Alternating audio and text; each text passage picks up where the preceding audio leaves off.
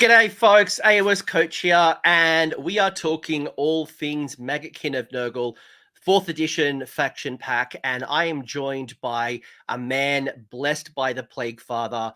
He is more Australian than Vegemite, and it is the disgusting Maggothlord himself, Raymond Lane, or Ray Bear, as people may know over on TTS on our Discord.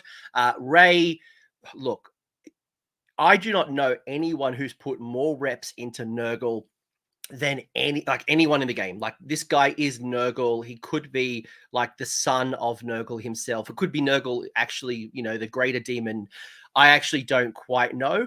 But I do know that you've put so many games in, and if anyone is going to help me understand Nurgle, I trust you.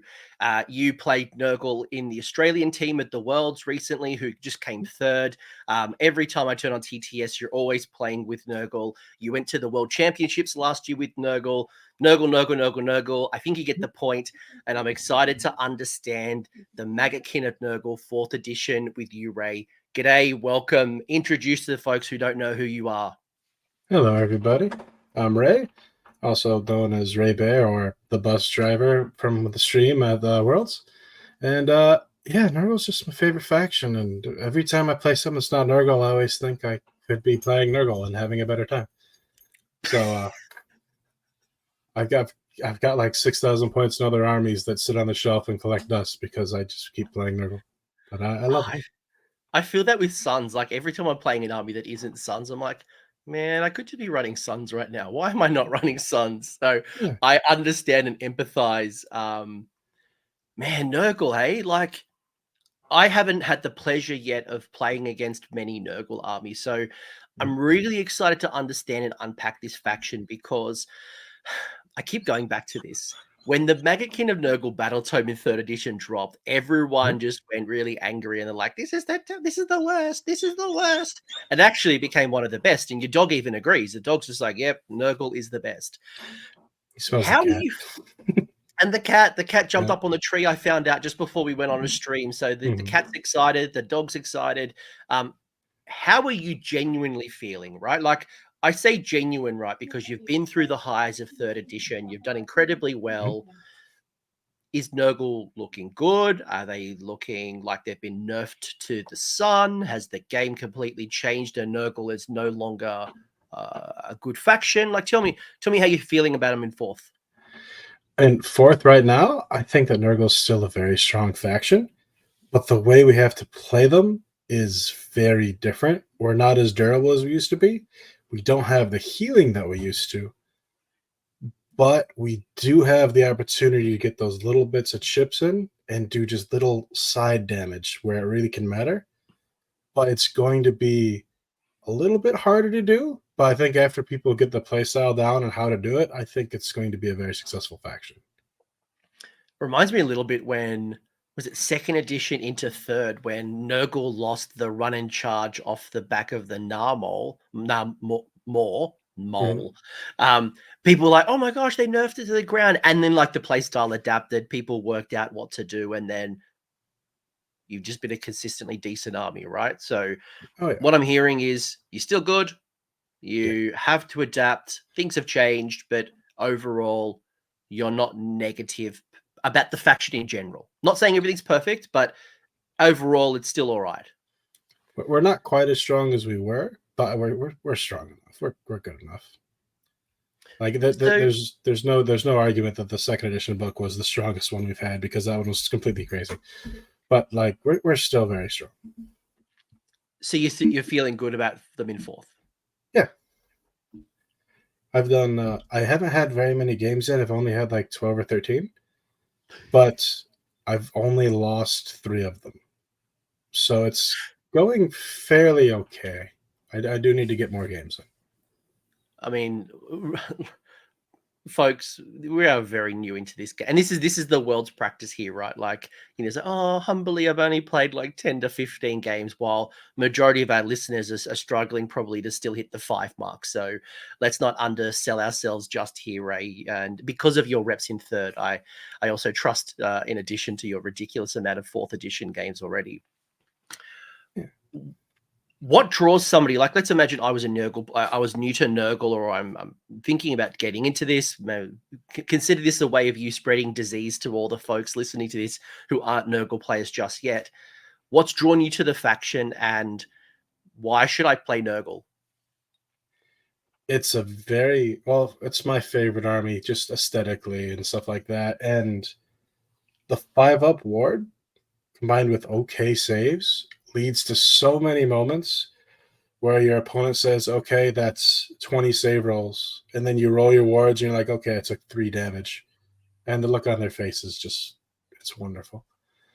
But it's more resilient than it looks like. You can flub a roll and you'll just fall over like a house of cards. But more than not, it's like, that should have died. And I'm like, yeah, should have. I spiked my saves. I'm fine. And then you just go on to walk over somebody.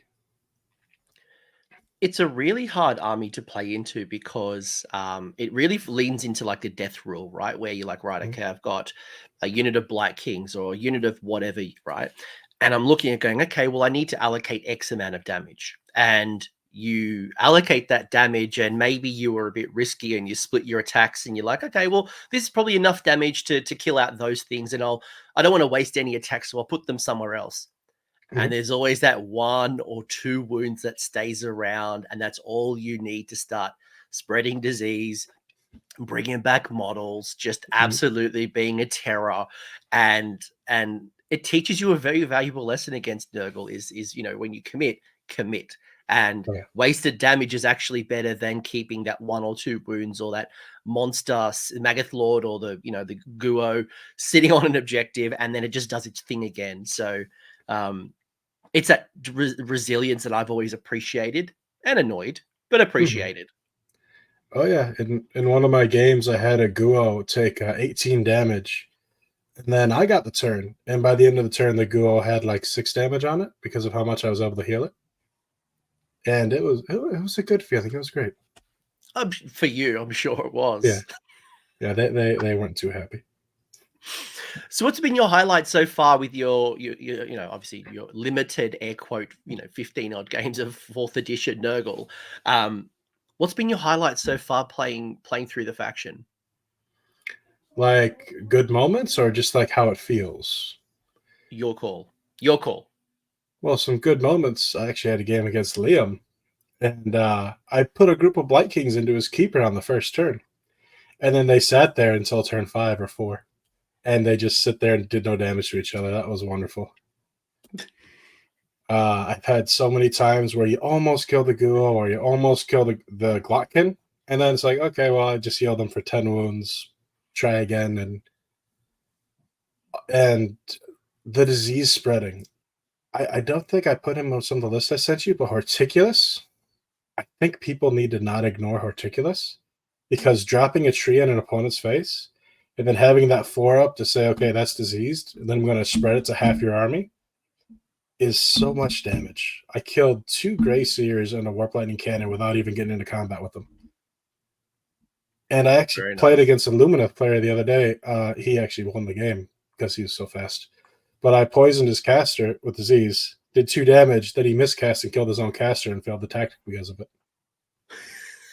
And that was completely brutal, and I felt a little bad. But then he went around to beat me up, and he won the game, so didn't feel that bad after that.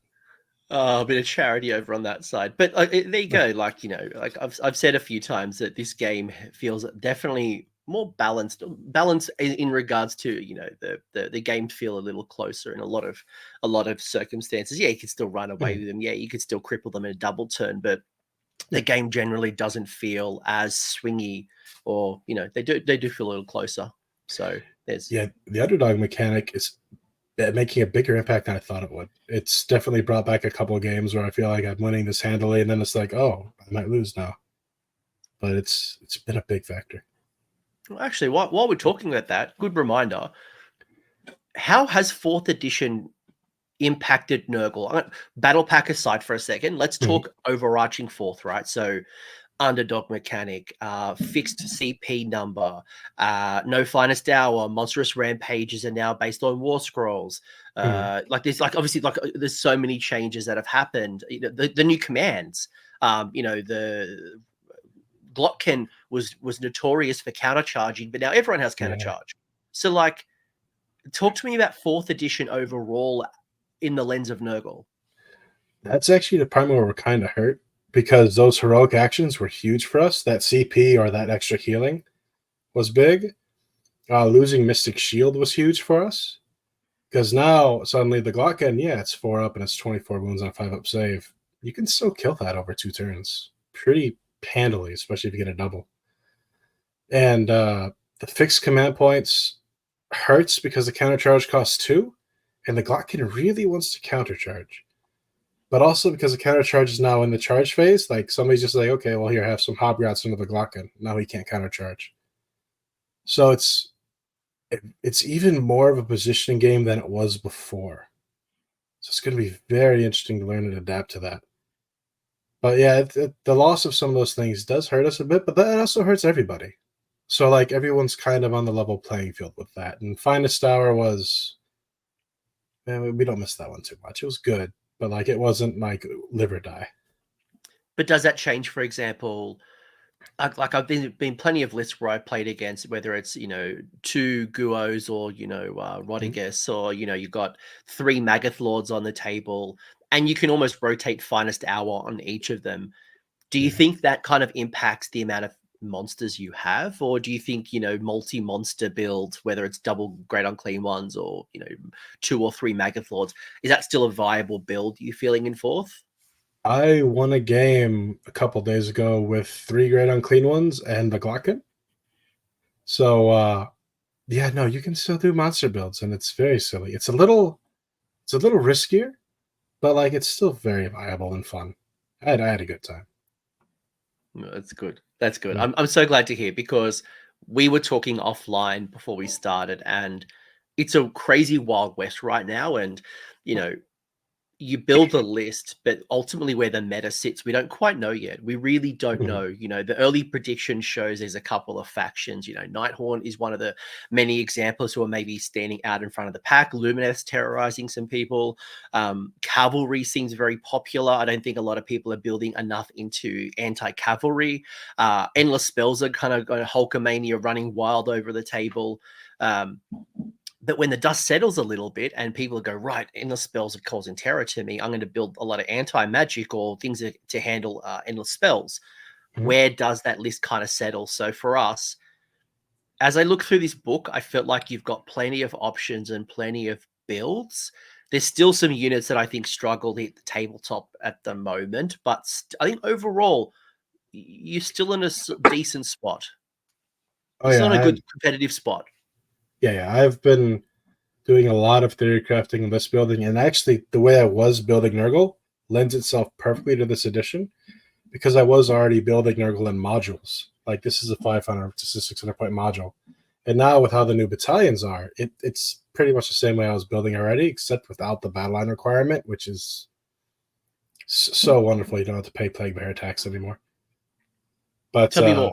Tell me more, because you did see old builds where it's like, right, I have the Lord of Affliction and bring all the flies, and that would unlock battle line. But you didn't seem like you had a lot of flexibility on battle line requirements. Like it feels like now list building is really open. You could have never have done multi Great Unclean Ones. Like you'd still have to find that battle line tax. Oh yeah, because you were always a minimum paying either 3 Plague Bears. You never brought Blight Kings because of the price. Even after they went up to 2 range, they just weren't worth the price. Or you were bringing a Lord of Affliction and then flies. But if you brought Lord of Affliction, then you're paying extra for that battle line, because if you have him as a general, as opposed to like a Harbinger or a Guo or a Lord of Blights. And now that restriction is just completely gone. And the flexibility in list, I'm liking a lot more. The points still seem to evaporate away before you have everything you want, but like that's always how this building goes. I would not be surprised in 12 to 18 months those points start coming down, right? Like this feels like a new player friendly version of the game, so you don't want to have armies absolutely, lots and lots and lots of models. Points do seem, some people do claim that they've got more models on the table, but I feel the same as you. I'm like, is that all I get? Like Yeah. my Stormcast army right now, I'm like, is that all? Mm-hmm. Yeah, but I've been doing a lot of different builds with multiple Blight Kings, and I like 200 points isn't much for a unit. When you're bringing 3 or 4 of it adds up really quickly. But I will say I had one game where I brought 9 units of Nurglings, and if you have that many Nurglings, just do it. It's a great time. It was so fun. That's hilarious. Yeah. Do you want to talk some rules? Do we want to, like, we've been alluding and dancing around, and I hope, people are feeling, or they're getting a feel of how this discussion's going to go, right? We're not positive, we're not negative, we're realistic. It's like, where are we at? What's Nurgle good at? I'm not ready to write anything completely off just yet, because the meta is going to come out, and there's going to be some faction that no one's talking about that's going to dominate, and then the unit that we hate right now is going to be the unit that saves us. So keep an open mind, I feel, especially in these first 3 to 6 months. All right. So I'm going to read out the rules for those people who like to hear my wonderful twangy Australian tone, and then we'll break this down a little further. So look, no surprise, all of your allegiance ability stuff is based around disease. So disease has changed a little bit. I will let Ray explain a bit more about how disease has changed, but let me read out the rules for you. So you have a passive ability, and you have 2 end of turn abilities. The first one being Blessed by the Plague Father. Once per turn, end of any turn, pick one of the following effects. So you can pick an enemy unit that is in combat with a friendly Maggotkin of Nurgle unit to be the target. The target gets the disease keyword. You can pick a diseased enemy unit to be the target. Each other enemy unit within the target's combat range will have the disease token or diseased keyword.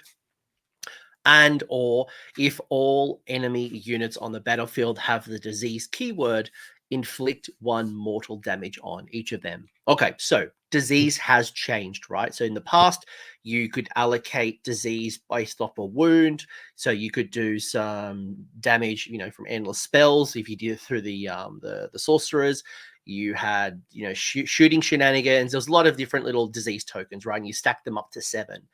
This has changed drastically. Yeah. Ray, talk to me a little bit about this part so far, and maybe the world that you've come from 3 to 4. It's extremely different, and you kind of have to get used to your focus fire got a little bit worse because of this change. You can't just stack 7 disease on something and roll 5 diseased mortal wounds.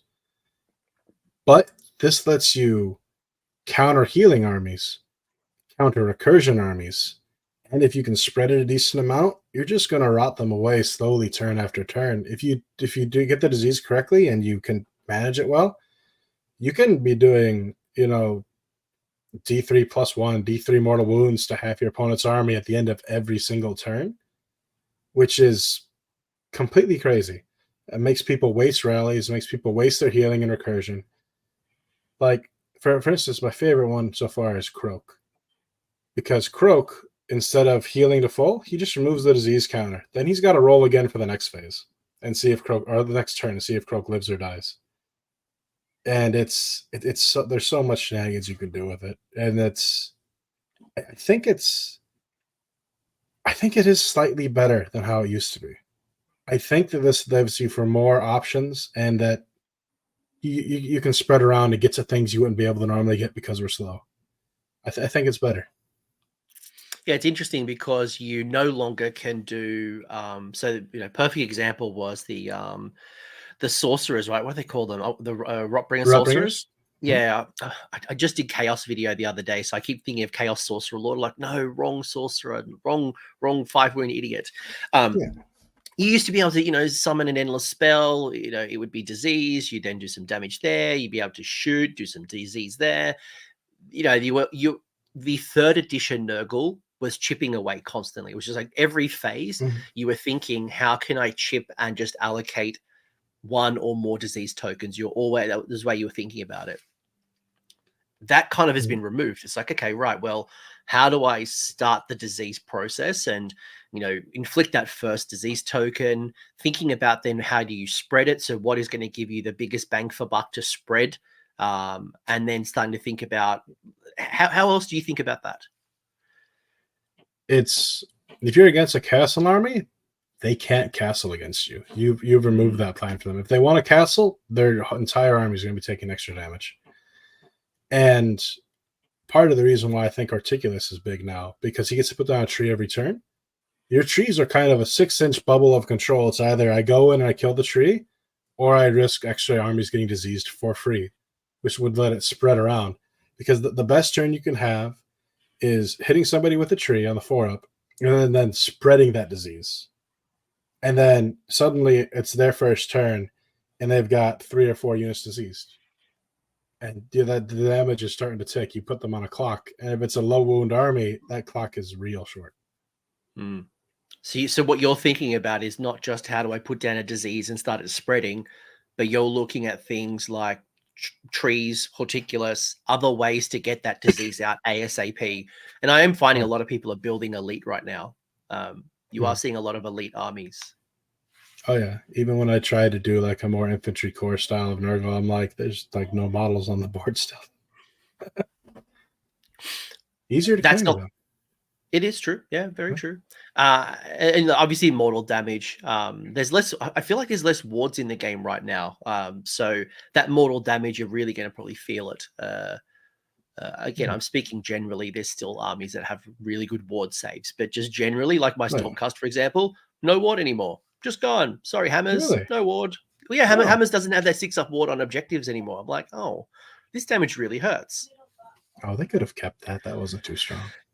Yeah, well, there's no Hammers anymore, so who knows? Battletome will be on the way soon. Who knows what's coming? But anyway, this is not the Stormcast show. This is the Nurgle show. Anyway, let's talk more disease, right? So there's other mechanics that are going to impact the disease. Ray's already alluded to Horticulus and the Gnarlmaws.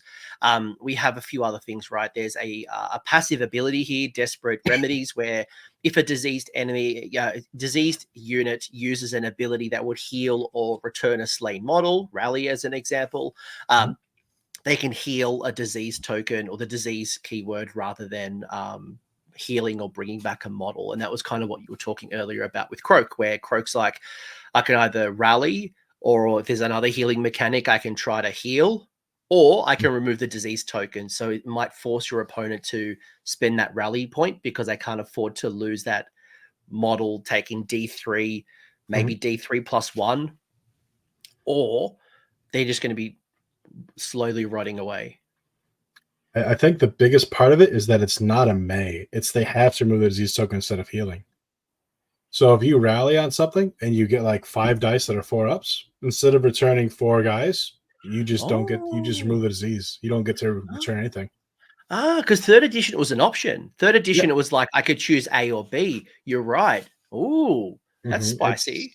It's really good. You have something that has like a lot of healing. Like the Nurgle Mirror now, it's going to be a little weird with the Morbidexes because they're just going to disease each other and cancel out the half heal. So it's there's a lot of stuff you can just mess up with that. Like the vampires come in, it's like, oh, you're diseased from the tree, you don't get to heal. It can do a lot. I took down a what's his name, Prince Vordry, because he didn't get to heal. That's so annoying.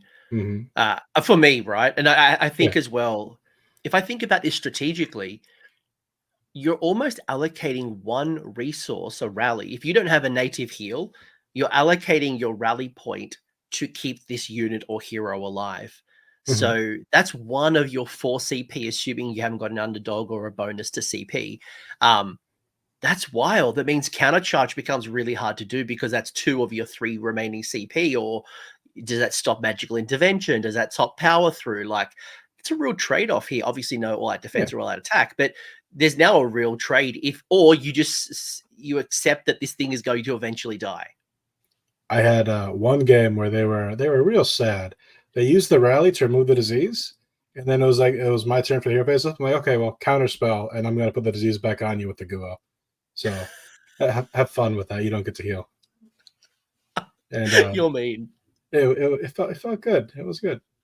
It turned his go on the gas plan into like, I don't want to charge my 400-point model now. Interesting. Very interesting. And shooting has changed as well. Probably another good call out from 4th edition is shooting has changed. You can't shoot in combat for the most parts, but more importantly, a lot of ranges have been reduced as well. So to get into combat, get into the thick, you're going to have to commit more of your force onto the middle of the table. So that works perfectly for you Nurgle players. Oh yeah, I'm going to enjoy toned down shooting. That being said, I did just get tabled by Sentinels, but you know, there was play. There's still stuff to do. I'll be honest, I was looking at the Storm Drake of the Templar for the Reign of Stars, just because it has 24-inch range. I'm like, because long strikes are now down to like 18 inches, and I'm like, this sucks. Stupid long strike. They used to be 30 inches. Now they're 18. I'm like, okay, right. I need some different shooting, and the Reign of Stars is definitely one way to go. But like, yeah, shooting has been toned down, which works in your favor. Well, I think it's better for the game in general. Nobody wants to show up and get shot off the table on turn 2. Nah. And the long range shooting is often very War Machine based now, so it gives you a nice little delineation between War Machine and traditional artillery. But anyway, the other ability we've got on the page here is also disease focused, is racked with disease. So once per turn, end of any turn, roll a d3 for each diseased enemy unit. On a 2+, inflict an amount of mortal wounds, of mortal damage to the unit equal to the roll. And remembering that we have the mutate there, so if everyone has disease, it would be d3, well, 1 plus d3. So I think that's the big damage. That's where a good part of our damage comes through. Like if you're not running the Glockkin or a Guo, the Guo swings a bit, but like that's where you're going to get most of your damage on your opponent's army. And a lot of the lists I've been making, I've been taking the Taliban just for that extra 1 point, because it's like, okay, well that unit just took 4 mortal wounds. Your wizard's dead, and it adds up a lot. I think it's one of the better sub factions. So we've probably spent a lot of time talking disease here, but it's important, right? Because this is where the faction really focuses. Like this is what you need to get your head across this. You need to be thinking about how you tap into it, who you start infecting, the first disease token, I guess, spreading. I keep saying token. It's a keyword now, but in my mind, it's still a token. It's just... We're going to mark it with a token. Yeah. But, all right, cool. We're not marking it with a keyword. Like, it'll be token. But thinking about this strategically and, to your point, how do you get it and how do you get the disease rampant as soon as possible is something that you're going to probably want to think about. And context for War Scrolls, thinking about, various things. So why be focused? I'd always take at least a Horticulus maybe. But every single list I've done, I've had at least one Rotmire Creed, because their ability to inflict disease at range has been the difference in those games against fast armies where I can't get into melee as easily. Anything about disease at this particular point, or should we get into the other parts? We've talked about it a lot. We'll probably swing back to it in the mix of talking about other things. So, yeah. Well, it'll be a thread throughout the entire video, so it's not going to be... It's the meat of the book. It is literally, yeah. So you've got 4 battle formations. You've got the Taliban of Nurgle. You've got Nurgle's Menagerie, the Plague Cyst, and the Affliction Cyst. So how do you look at these 4, right? Are they focused on a particular build? Is one stronger than others? Talk to me about how you look at this as the Nurgle player. Well, the first one, Taliban, I think that's your basic... I'm making a list. This is a good starting point. If I specialize into something, I can switch over to something else. I think it's going to be the basic one that most people take. It's the one for demon control list. It's the one for any kind of like mixture. Like if you're going part mortals, part demons, that's the sub faction you want to go. That extra 1 damage, it doesn't seem like a lot, but when you have 3 or 4 things diseased and they're taking it over your turn and my turn, that's 6 or 8 extra damage you just got for nothing. And it can be the difference between like something living with just a wound or 2 or getting that extra hit to bracket something, which is wounded now, I suppose. Let's see. The Menagerie, I looked at that one and I said I would just bring Horticulus and I'd have that same passive on the first turn from just having Horticulus in the army. I don't think it's worth grabbing the extra tree on startup, personally. Why? The trees give you a good little area of control, But your opponent can also just kill the tree. Like if they have nothing to do on their first turn, they're just going to kill the tree, and then you've lost that. Yeah, they had to do it. They had to take their turn to do it, and you can countercharge them, or you can get into them on your turn. But you could have one of the other bonuses that I think are just better. And if you really want more trees, you pay 150 points. You bring Horticulus Slimex, and you get to put a tree down every turn. So it's what about going both? Like, what about taking Horticulus and the Menagerie? Like, is that a viable build, or is that something you're like, it's too many trees for X reason? I tried it once, and if you're doing that, the Guo can really only be your big model, because you're gonna kind of block yourself in a bit. Because the trees do block movement, which you can use to block your opponent too, but we're slower than just about anybody else. We need that space to go out there. We're just going to put ourselves in a box in a corner. So All right, I think, it's yeah, viable, but maybe overkill. I think it's a little overkill, and it definitely depends on the battle plan. Like they're like the small deployment zones. You're just going to be sitting there stuck. And let's see, the Plague Cyst. If you're running enough mortals, I think it's wonderful. If you're running, I'd say 3 groups of a Blight King's worth, I'd say that's the one to go for, because that extra damage, if something slams into it, they've been fighting for a turn or two, that extra chip damage is a lot. And if the Blight Kings survive and live through it, they're not bad to rally. You only need 3-4 ups, and you can get 7 dice if you have the Musician. That extra damage can do a fair amount. And we're Nurgle players. We roll 5 ups like it's our job anyway. So that's pretty much 3 guaranteed mortals per Blight King that dies.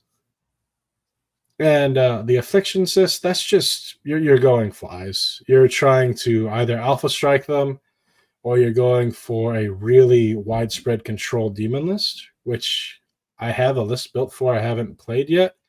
But if it plays anything like it used to, it's going to be able to kind of control the placements on the battlefield and just wear you down. It just makes your opponent's first turn harder. Because with that one, what I would typically do is if I'm going Pusk Oils, I'm alpha striking. If I want more control, I'm taking drones. I'm putting the drones on the side objectives. So they're going to struggle to get their 10-point turn for the first turn. And I'm going to just snowball that early lead into something that is either making them take more risks, or I'm going to just have a more comfortable lead on them. So it's a very strategic one. So if you were going to rank these out of like top to bottom, are there favorites for you? Or what I've also heard from you is, I guess it depends on how you're thinking about your list, right? Like if you're someone who's going to go to mortals, you go X, you go, demons, you go mixed, you go here. Is there a rank here, or is it just really depending on what you want to put on the table?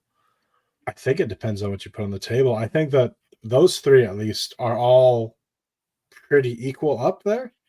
But like, and then you look at what your list is like, okay, how many flies do I have? Is this enough to justify?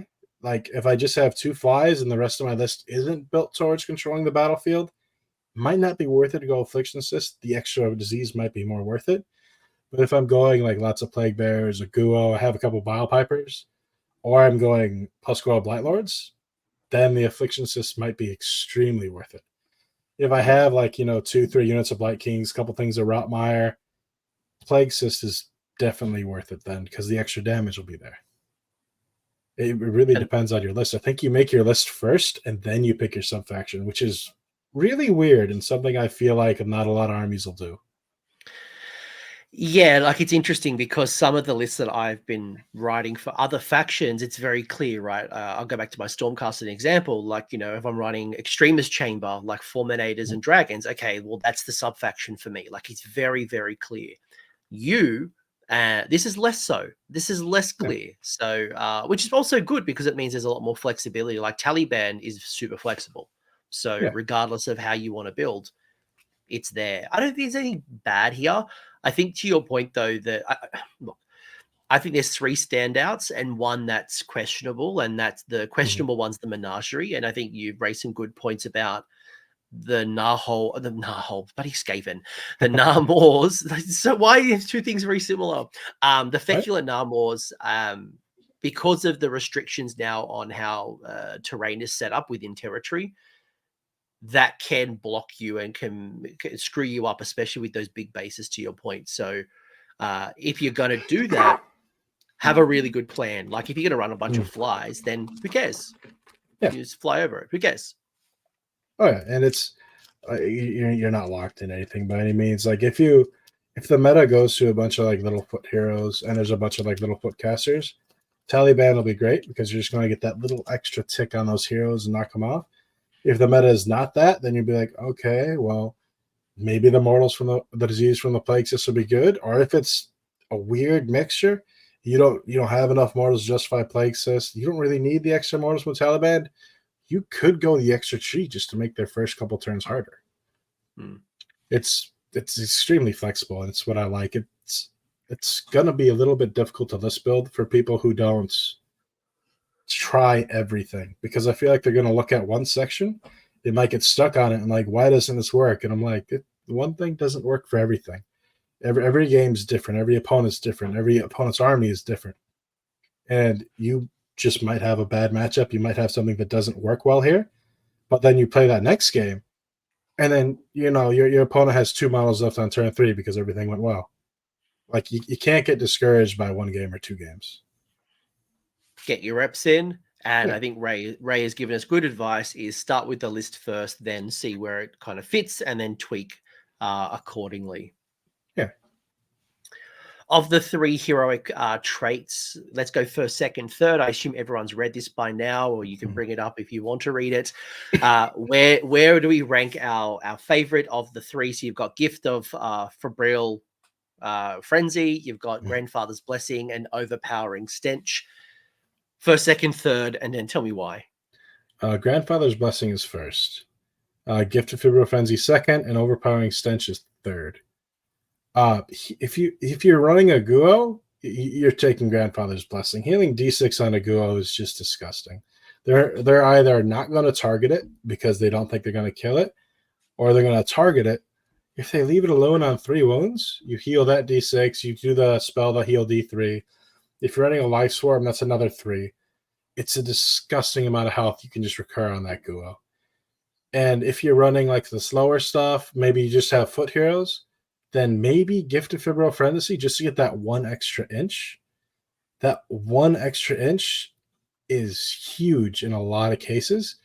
Like as soon as I saw the Guo's new War Scroll, I saw that he moved 6 inches instead of 4. I didn't care what the rest of the scroll said. He was amazing. Nobody realizes how big that 2 inches of movement can be in a game. Tell me why. For people who might have missed it, or maybe didn't appreciate the 2 extra inches. By the way, that's faster than a regular human. Like, how is this big ball of thing fast? He's been going to the gym. He's been taking lessons off the Beast of Nurgle. Oh, yeah, those things are so fast now. They're so good. Like if I was running a Nurgle list, I'd definitely have a few. I just love those Beasts of Nurgle. I've done a couple different lists with them, and their damage is unreliable, but they're great for tactics. They're great for that distraction. They're great for, okay, well, I'm going to charge you now. And they have their place. A little expensive.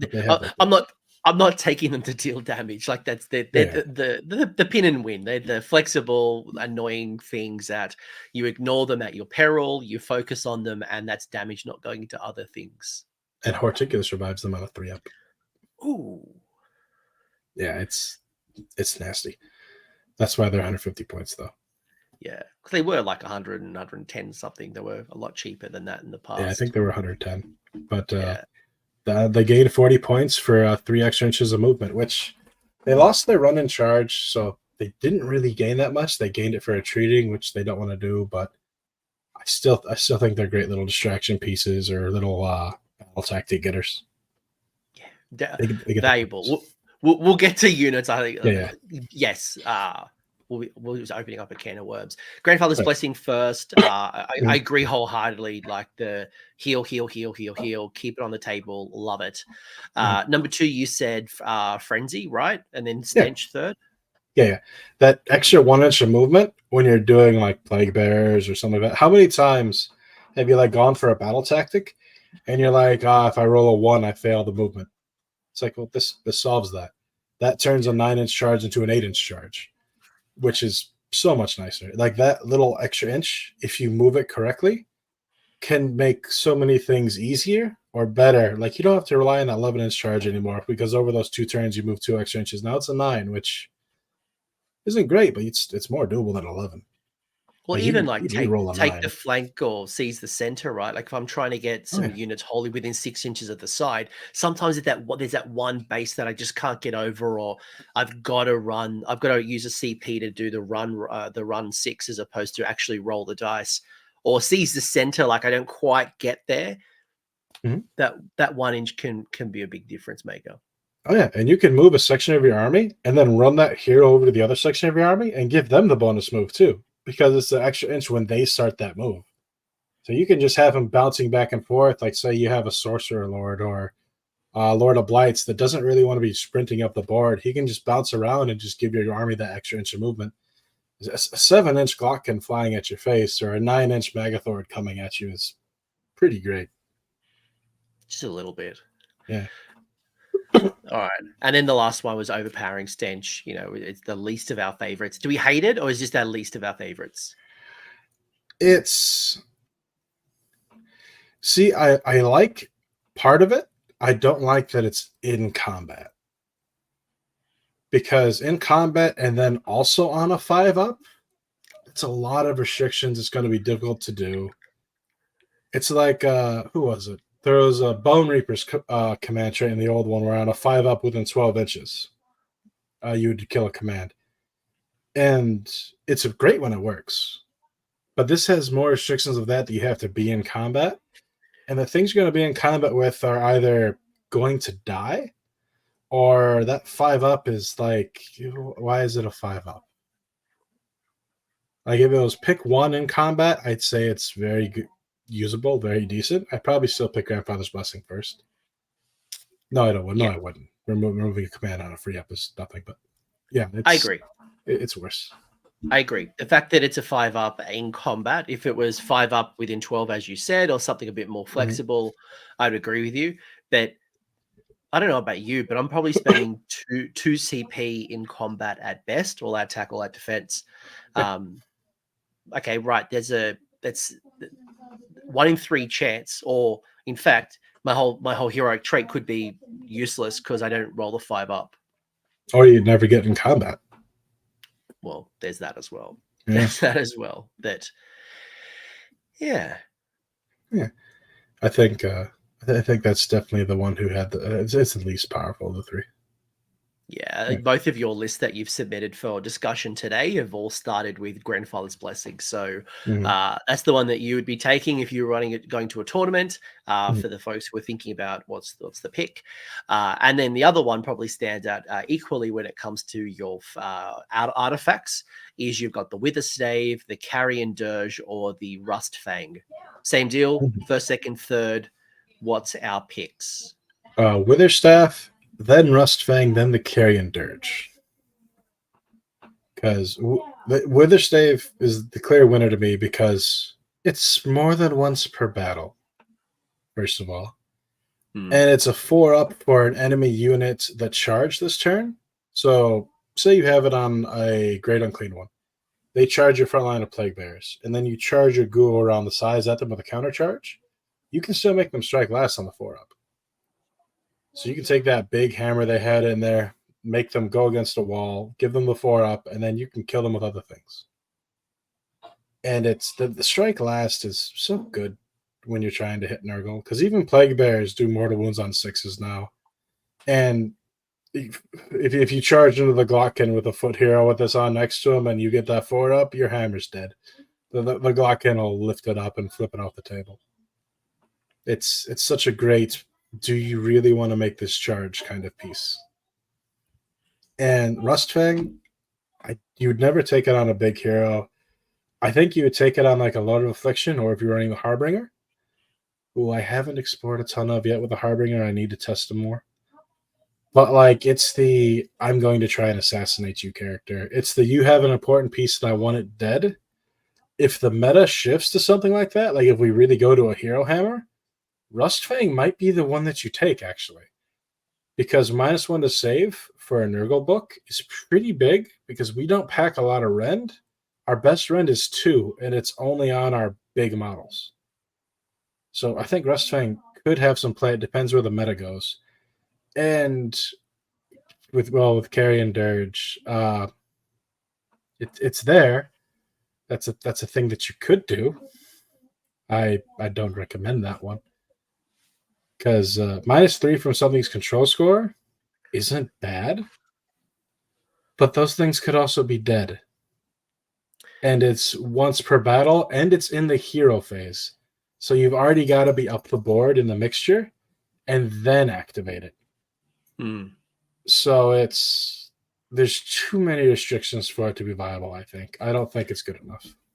Agreed. I actually wholeheartedly agree. I've said all the time in every discussion, I'm never really a big fan of once per battle unless it's really good.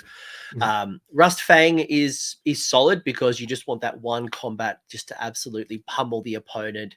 You know, if you really like to chance it, go back to the battle formation and shut off commands on a 5-up, then you subtract -1 to save. So you could be, you know, neutering all out defense. And even if you didn't do that, still a -1 to save from the Rustfang could be quite good.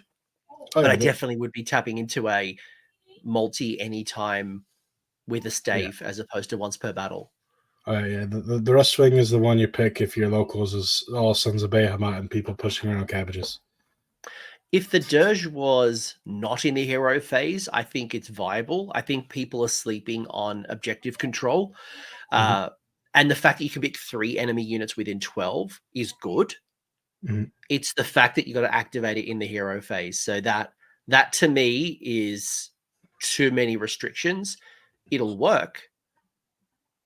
But I think I prefer the Wither Stave and the Rustfang. I actually think they're equal. I actually think Rustfang and Witherstave are equal. I know you went Witherstave first, but I think Rustfang is quite good. Very good, actually. It is very good because a lot of what I've seen from the game, people are taking those big centerpieces. They're taking the big models. I mean, if you just run your Lord of Affliction to a gash and, okay, -1 save on the gash the rest of the game, that's huge. Then a gash does not want to go anywhere near the Glockhead now, and he's got to go and try and hide.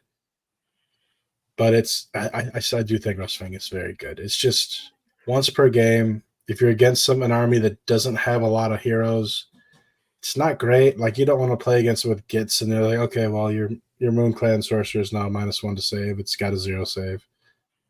But it's not bad. It's definitely something to consider. Or it's completely useless against Nighthaunt. So yeah, like. But then I'm reminded that most other armies have no Finest Hour, no Mystic Shield. So all of a sudden, that really, like, when you think about those defensive pieces, like, at best, you've got a all-out defense. Okay, well, you're back to neutral. Oh, yeah. It's so much more impactful now with the limited command points. Because say they have a Void Dry or Lakovai or a Cabbage, and you're just like, okay, well, my Lord of Affliction got the charge in. It's going to die. But that guy's -1 save now. So now every time I target that unit, you've got an all-out defense. You're going to risk taking like 7 damage from a unit of Rotmire shooting you. And it just sinks their command points. Or they've got to redeploy it away. And then diseases come in. It really signifies like you're going to be brittle, and if you get too close to me, it's going to die. It turns their faction piece that they wanted to have through the whole game into something that I'm going to trade. And it's like, okay, I ran it in. I did a bunch of damage to your go, and then I died to 5 Blight Kings because I have less save. I do like the Rustfang. And the fact that it impacts the rest of the battle as well. It's not just a once per hero phase. It is so maybe a suicidal Lord of Affliction, something that's really fast, gets in, pins your opponent, rushes up the board, activates the Rustfang, has basically cursed this particular model. It's chipping disease. It's also had minuses to save. You put a death curse on them. Yeah, and if the Lord of Affliction on its own is a solid model and a solid piece. I've had a couple lists where I've just brought him in a single fly just because they're good for tactics. The combo itself isn't too expensive. And 3-up save, 8 wounds, it's not nothing. Especially if you put the heal D6 on him. they failed to kill him, and you rolled like a 5. That's so much health back. So annoying. Oh, It's yeah. so annoying. So annoying. You got 3 spells. I assume that we've finished our artifact discussion for now. 3 spells. Obviously, we don't need to pick a spell lore, which is wonderful. Are there ones that you seem to be leaning into more than others, or situations that are super valuable? I mean, obviously, Fleshy Abundance gives us the heal. You got some movement shenanigans through the Quagmire, and then you have Boss, which, you know, is doing some debuffing pieces. Which ones do you lean into? Oh, Fleshy Abundance. If I have 5 wizards, I'm casting Fleshy Abundance 5 times. Getting something like -1 to wound on a Glotkin, on a Guo, even on 10 Plague Bearers that are sitting in the front, that's so huge. And if you're against a melee army, you can put your Glotkin in the middle of the board. Or not Glotkin, you can put a Guo in the middle of the board with a Bile Piper behind it and say, come try. Because there's a very good chance that Guo is going to be -1 to hit and -1 to wound, and then healing D6 and giving you strike last if you charge it, or removing your armor, then hitting you back. It's such a threat to melee armies. It's huge. And against shooting armies, it's your pocket healing. It's also -1 to wound from shooting attacks. But they're probably going to chip you down a bit. But you can use things like rally and stuff. Get the -1 to wound back on your things that matter. It's the best thing in the book, I think we have. It's so good. Do you think it's important to have like a really tanky Guo, Rodriguez, Glotkin, Maggothlord? Do you think a Nurgle army has to have like at least one of these big chunky centerpieces? Because you've talked a lot about this healing, right? The D6 heal, this heal, you know, there's a lot of stuff. Should all lists start with like a big one? I think it depends. You don't need it in every list. In fact, one of the lists we have, I don't believe has one. No, we don't. The second, we will get to the list, you know, rest assured. But yes, we don't. It doesn't have one. But it's a good place to start because of this edition, like all of our units are mostly okay. Blight Kings are good, but our monsters are really good.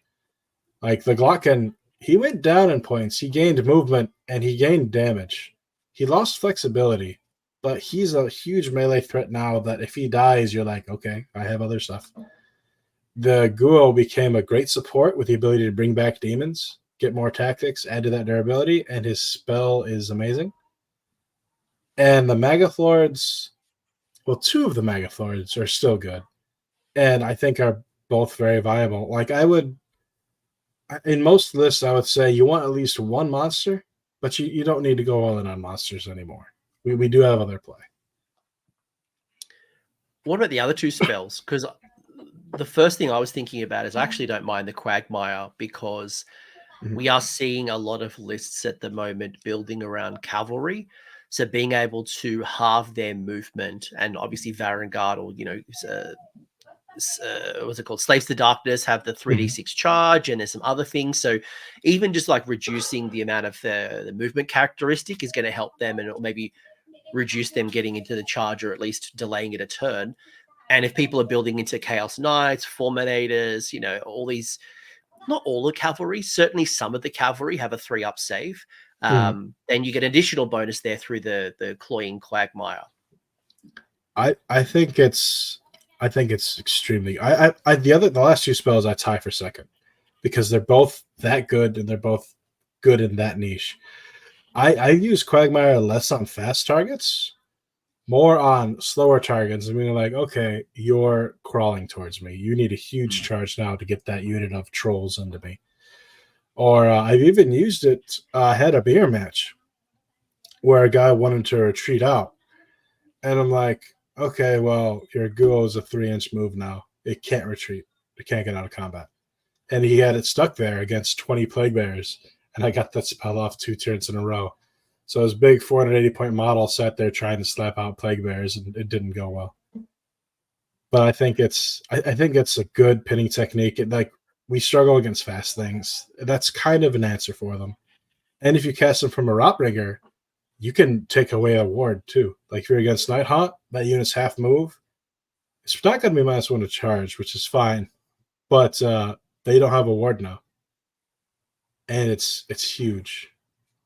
And Bubos is your. Do they have a Vord Dry or something of that level there, or a Maw Crusher? You really need to be -1 to hit. You slap it on them, they're -1 to hit. They cast and unbind a little worse. It's good. It's very. I've cast it several times actually. It's kind of my go-to for when I need to hit a hero with less ward. I think I've just convinced myself in my own head that Bubos is better than Quagmire for this reason. So hear me out.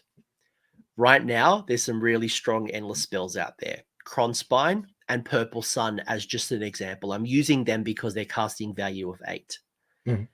You put Bubos on them, now that becomes a casting value of 9, basically. Mm-hmm. So unless you have a supercaster in your army, and not everyone has the pleasure of a supercaster, that becomes near impossible to get that Cronspine, that Purple Sun, or in fact, some of any of these endless spells just become that little bit harder, or it forces you to be a bit more riskier by going for the place of power. So I actually think, yeah, Bubos might be my second now. Now that I think about it more, and I guess the benefit is you don't have to choose, right? Mhm. I got a heavy cavalry army in front of me. Boom, Quagmire becomes really valuable. If I'm getting a lot of casting and wizards and armies that have critical spells, that demonic speed that I talked about, the Cronspine, the Purple Sun, some critical spell, teleport spell, Bubos, chuck that down. Oh yeah, I really like it because there's a lot less +1 to cast now. It's a lot rare, and what's even better is I haven't seen any +1 to unbindings at all. No, it's pretty rare. So you slap that on them, and then you're like, okay, now I'm going to cast Fleshy Abundance 6 times. And it's like, okay, my whole army's -1 to wound. Good luck. Yeah, the -1 to wounds is neat, especially turn 1, right, where you haven't taken any damage. Mm-hmm. You've now got a really good defensive piece. If you want to risk it to seize the center, you've got now something with -1 to wound that's taken up the center of the board. Like, there's so many good things. I love it. There was one game I had 20 Plague Bearers in the center. I put that spell on them every turn, and they had a Bile Piper sitting in obscuring terrain behind them. It's like, okay, well, they're -1 to hit and shooting already. So now they're -1 to hit and wound and shooting. And if you get into melee with them, on a 2-up, they're -1 to hit and wound in melee. And it's like, yeah, fight them, sure. Okay, I'll retreat out. Next turn, I rally. Oh, look, I got 3 Plague Bearers back. Cool. And it's gross. And the question is, 1, you've now stopped me from doing Caesar Center. But 2, depending on the battle plan, like, do I just completely give up this objective? Is it even worth committing resources? And if I do, I need to overcommit the resources to remove the Plague Bearers or whatever it is, while the rest of your army is doing its thing, right? So it's a wonderful force multiplier. Mm-hmm. Oh, yeah, I've definitely taken 20 Plague Bearers and just completely bricked up an entire portion of the board. Sorry. That's right. Your Beast of Nurgle came in. I love it. Yeah. So it's all good. I love it. I absolutely love it. I'm a friend. This channel is Friend of the Dogs. My dog's sitting right here. So he's all good. As long as no Amazon man knocks on my door. It's Prime Day, so like everything's being delivered right now. So as long as he doesn't knock on my door, we're all good. Yeah. But units. Mm-hmm. Let's talk units. Actually, before we talk units, let's actually talk about the terrain feature. We actually haven't even acknowledged the terrain feature just yet, other than me mispronouncing it like 100 times. 7 wounds, 5 up health. It does have a combat profile, which is different. Certainly didn't expect that one. My Loon Shrine certainly doesn't. My Loon Shrine doesn't have an attack profile. But you've got 4 attacks, 4s, 3s, Ren 1 for D3, 5 up ward, and its special ability once per turn, end of any turn. Pick an enemy unit within 6 inches of this terrain feature. On a 4 up, it gets the diseased keyword. Mm-hmm. This is good. This is good. I'm so glad that I have 3 of them. There's going to be so many games where I'm going to try and put all 3 on the table. The fact that it has an attack profile, a lot of people are like, okay, charging the Blight Kings. And they're like, okay, well, the attacks are done. I'm like, no, I've still got my tree. It's like, oh, yeah. It's like, oh, cool. Your tree killed 6 of our models because you spiked. And then I put disease on something else. Ray, if you and I were fighting for the first time, you're going to tell me about the tree fighting, and I'm going to acknowledge it at the start of the battle. And then when it gets to the combat, you're going to surprise me every time. You're like, what? Wait? Because most terrain doesn't fight. Like, it's not something I think about. And it's not like an I got you moment. It's going to be oh, okay. Yeah, it's I saw it first, and I was like, oh, cool. Most of the terrains are going to be fighting now. I was looking at other things terrain, and I'm like, why don't these get to fight too? So I thought it was just going to be a game of like buildings coming alive and swinging at people, but it's so good. And 7 wounds on a 5-up, 5-up, you can't throw nothing at that and kill it. It's like trying to remove a unit of Nurglings almost. It's like if you throw something insignificant, you're not going to kill it, and it's wonderful. So how do you think about this? So how do you think about your tree? So is it pure disease? Are we thinking a little bit more strategically? Are we thinking how many do I need to own in my collection? 3, never more than 3, because 3 is the max you can get out on the field.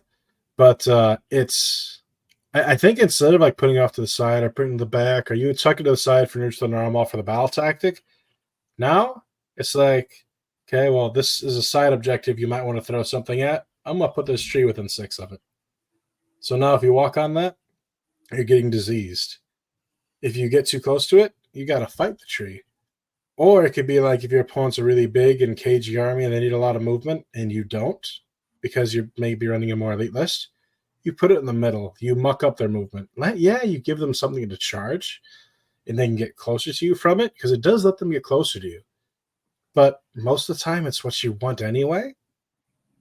And they're probably going to charge you on the tree, hit something else, and ignore the tree. And then the tree might just sit there and, okay, kill the Chaos Knight or kill the Chosen. And it's like, it's free because it's a terrain piece.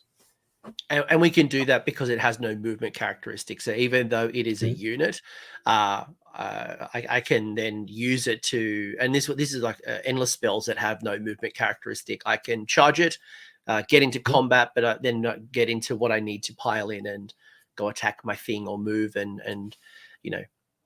Yeah, it's definitely going to be a little sub game we have to learn to use properly, because like you can give them a leg to get into your Glocken and then they can kill your Glocken. Or you could use it to screen off something and make their big force narrowed into a little thing. It's going to be weird to learn, and I'm very excited for it. Yeah, endless spells is going to throw a lot of people off because there's so many different types of endless spells and different things come in at different times, and we'll get there in the end. What about some of the big boys? So I do want to ask you about your favorite units, and we haven't got time to go through every single war scroll. I want to talk maybe some of the big characters, our war masters, or some of the potential centerpieces. What do you rate? Is the Glocken the Great Unclean One, Rodigus, all of them, none of them? Glocken is by far my favorite. It's no secret. I've been playing Glocken even in the 2.0 book when he was just a buff piece. He's my favorite model in the entire line. He always has been. I actually, as a reward for Worlds, I bought myself a new Glocken and a Norn Emissary from Tyranids, and I'm going to kitbash them together. Ooh. So I'm really excited for that. If I get my ticket, that'll be in Atlanta. Well, and if you build this, we're gonna have to get you one. I need to see it. Oh, it's gonna be great. But I think that the Glocken is my favorite of the monsters in the new one. The -3 from control is pretty impactful when he goes alone. 6-inch move up from 5. It's not a big of an increase, but it's nice. But his damage on his main weapon went from D3 to D3 plus 3, which is big. And his spell is okay. It's not great, but it's like, well, that's a big monster I want to fight, and I just did casually 4 or 5 mortal wounds to it because I rolled half decently. I think it's become, it went from something that you want to protect and you keep alive through the whole game to something that you send forward, your opponent has to deal with it, and if they do kill it, it's not the end of the world. You still have more army. But it's a huge melee threat. and its damage is really high. Like I killed the Glutos the other day before I finished rolling the attacks because I did that much damage with the first 2 profiles. I think he's good. Only 550 points too. What about the countercharge ability? We talked a little earlier about 3rd edition was really one of the only few ways to do a countercharge. Now that it's a universal command, you do have it as a once per turn reaction where you've declared countercharge. And how's this come into the play? It's a lot worse because it's after your opponent charges now. And most of the time, they're going to just throw some garbage into the Glocken and time up so you can't do it. So you don't get 3 free counter charges. But the biggest value I've seen of it is you just hold 2 points and the threat is there. Your opponent, if they're a good opponent, they're going to respect it. They're not going to give you that chance. Like, that's a 9-inch charge for you. I'm not giving you that. I'm going to go over here. Now you're not going to get a charge. It's making your opponent play around the area. So he's kind of controlling it like he used to.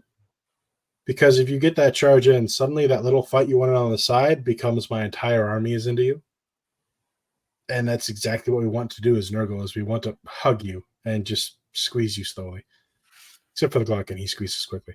But it's the threat of it more than its actual use that I think is the value. Yeah, that's the key. And the interesting thing as well with the meta, where I'm not seeing a lot of I mean, a lot of armies again are going elite right now, and there's a lot of like spam because it's just smooth brain, easy list building when you just go all in on one particular unit. But if you haven't got a lot of fat, so one of the lists I've been playing most recently, and why I said, I love the Beast of Nurgle, is I've been running, units of Gryph-hounds. I want 2 units of Gryph-hounds so I can seize the center, and I don't care if they die, or take the flanks. I don't care if they die, and the rest of my force does the thing. If I don't have that fat in my list, if I don't have those 2 trade-off pieces or 1 trade-off pieces, and I've gone all elite, a lot of armies are going all elite. What's going to pin the Glocken? Yeah. Now, do you throw one of your elite army units into the Glocken just to stop the countercharge? Or do you ignore it and accept that a countercharge is coming? I think that you accept that portion of the field is the Glockens and you go somewhere else. And that is the interesting question you'll see unfold, I guess, is what I'm saying, is that if people do go elite and they don't have a lot of trade pieces, then the Glocken really comes on into its own. Or if they charge you with something, well, that also works in your favor, because you said it's got great attack profile. You can start spreading disease. There's a lot of, you win-win. Yeah, I had, what was it? One game I had 20 clan rats charge into to pin it down. And like, okay, well, Glocken killed them all. Cool. My turn, he's free to move. And it's like, okay, well, you missed the charge on the Glocken. I'm going to counter charge. I got into a brick of 20s of the what are they called? The Hedonite Snush Archers. Blissbarb Archers. Yeah, Archers. The first profile, and then I didn't get to roll all the attacks. They all died before I got through the Lamprey Maw. And he just can do so much damage. Like, if you roll half decently and you say you get all those attacks through because you did all out attack, you're doing so much. You're clearing everything down. And another general reminder, there's no Titanic Jewel, no Mystic Shield. So while you look at Ren 2 and you go, okay, that's all right. Because Ren 2 is okay. In 4th edition context, Ren 2 is good. Oh, yeah. Everything is basically up on Ren. 0 Ren is almost the same as 1. 2 Ren is 3. If you have 3 Rens, your opponent doesn't get a save most of the time. Yeah, that's the mentality. Obviously, 2 doesn't mean 3, just like mentality-wise. Like, that's a good profile. Oh, yeah. Yeah, it's 2 Ren is infinitely more valuable than it was a month ago. Yeah. What about some of the other big boys, whether it's either Rodriguez or Great Unclean One? I've seen a lot of lists start with a Great Unclean One. This seems to be a wonderful Grandfather's Blessing with a stave. Not every list, that's incorrect, but a lot of lists have a Great Unclean One, whether it's general or not the general. That seems to be at least the centerpiece in many forces. And it's deserved. I think he's really good. He's a 6-inch move over 4 inches night and day. He gained 2 extra wounds, which is nice. But the big value is reviving demons on a 4-up. it changes how your list builds. Like I've been putting a lot of drones into different lists because I'm like, okay, the drones go off and do a tactic. Oh, you killed the drones? Okay, on a 4-up, I get 2 of the 3 drones back. And that's really, really huge. And the spell, just to be able to pick something and make it diseased, like if you can cast in your turn, that's great. But by the chances are something's already diseased. The most use is you run it up the board and you disease something on their turn. I was like, okay, now I have to stay 3 inches away from my own unit or I'm going to get diseased. And it's kind of what Nurgle has always wanted to do, but we just have different tools to do it now, where we want to make our opponent make bad decisions. Because Nurgle's always been the kind of army where if you make a bad decision against us or you make a mistake, I can capitalize on that mistake and you've lost the game because of it. It's actually how several of my games at Worlds went. I made my opponent in a bad position. They made a mistake, and because of it, they lost the game. And it's a good feeling when the plans come together. I was just thinking Plague Wind. By the way, yes, I wholeheartedly agree. It's knowing your army, and Ray, I know you've won many mirror matches. I think in Worlds you even won a mirror match, right? If I remember correctly. I had 3 mirror matches. I won them all. One of them was a 20-0. First off, wow. Second of all, it shows you that if you know your army really well, your opponent doesn't know your army nearly as well, right? And you really don't appreciate the durability and just how those debuffs kind of kick in with Nurgle. So, and we talked about the regrowth and the regeneration and all the stuff, right? So keeping yourself on the board is going to be key. And where I was going with that was Plague Wind is a really good spell that you might consider using magical intervention, right? Turn 2, you lose a priority roll, your Guo's in the middle of the board somewhere, you're now in 12, or you go into the spell portal manifestation law, and you're extending that range now, and you're getting that early damage in addition to the tree and any other shenanigans, right? I tested that in exactly 1 game, and it almost won me the game on the spot. I was against a Skaven guy, and I'm like, okay, well, spell portal, put it down. I was able to put it just outside of his stuff. The 12-inch was able to hit the unit of clan rats in the front. Like, okay, cool. Hit the spell. He had to try and redeploy away. He rolled a 1 on the redeploy. So everything just inched up. He couldn't get away from his stuff. And by the end of that turn, my first turn before he got to go, everything except for 2 models in his army was diseased. And Skaven doesn't have the kind of healing to come back from that. The clan rats do. But all the little heroes, the warp lightning cannons, the Giselles, they don't. They start withering away and dying. And I was like, okay, well, you've got 2 turns to win. Go. And I love it. It's a good feeling. Yeah, unless you're Molder, you're not getting a lot of healing, and it's a great way to chip through those Storm Fiends, and because a lot of people are going heavy on, like, especially with the Honor Guard rule, where you want to go all in on like a really strong offensive unit to get that +1 or the +1 hit wound or the +1 to rend, and you don't want to give away the battle tactic. They go like reinforce that unit of Varren Guard, that unit of X. It's like, okay, cool. I've now got a big target to pop this onto and disease you away, my friend. It's wonderful. And the spell portal is something I need to play with more, but I think it's viable. It's very good. But equally, you got the Purple Sun, right? You said that you're not the biggest damage dealer in the world. Well, you can get some extra Ren through the Purple Sun. So a lot of tools. But we'll get to those lists soon, I swear. We will. Does Rodigus have play? I've tried him. And his spell is wonderful. The problem is, it's wonderful from like turn 3 on. And a lot of the times the game is kind of decided by then. Like, if you have him in there and you have the extra points, he's good for just sealing the late game completely shut. But when it comes down to whether I have this or a Guo, I'd rather have a Guo. The Guo's 20 points cheater.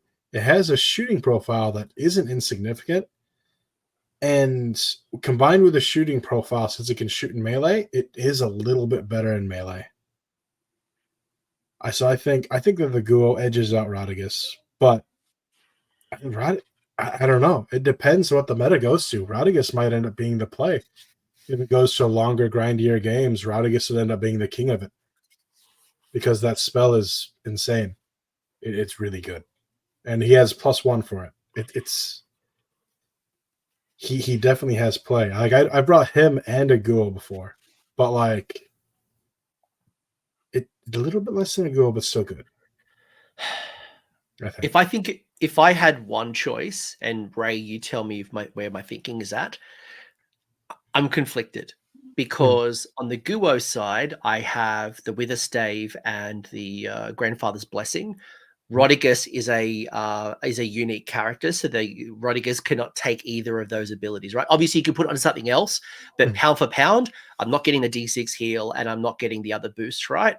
So pros and cons. On the flip side, Rodigus gets +1 to casting, which makes those endless spells and Deluge a lot easier.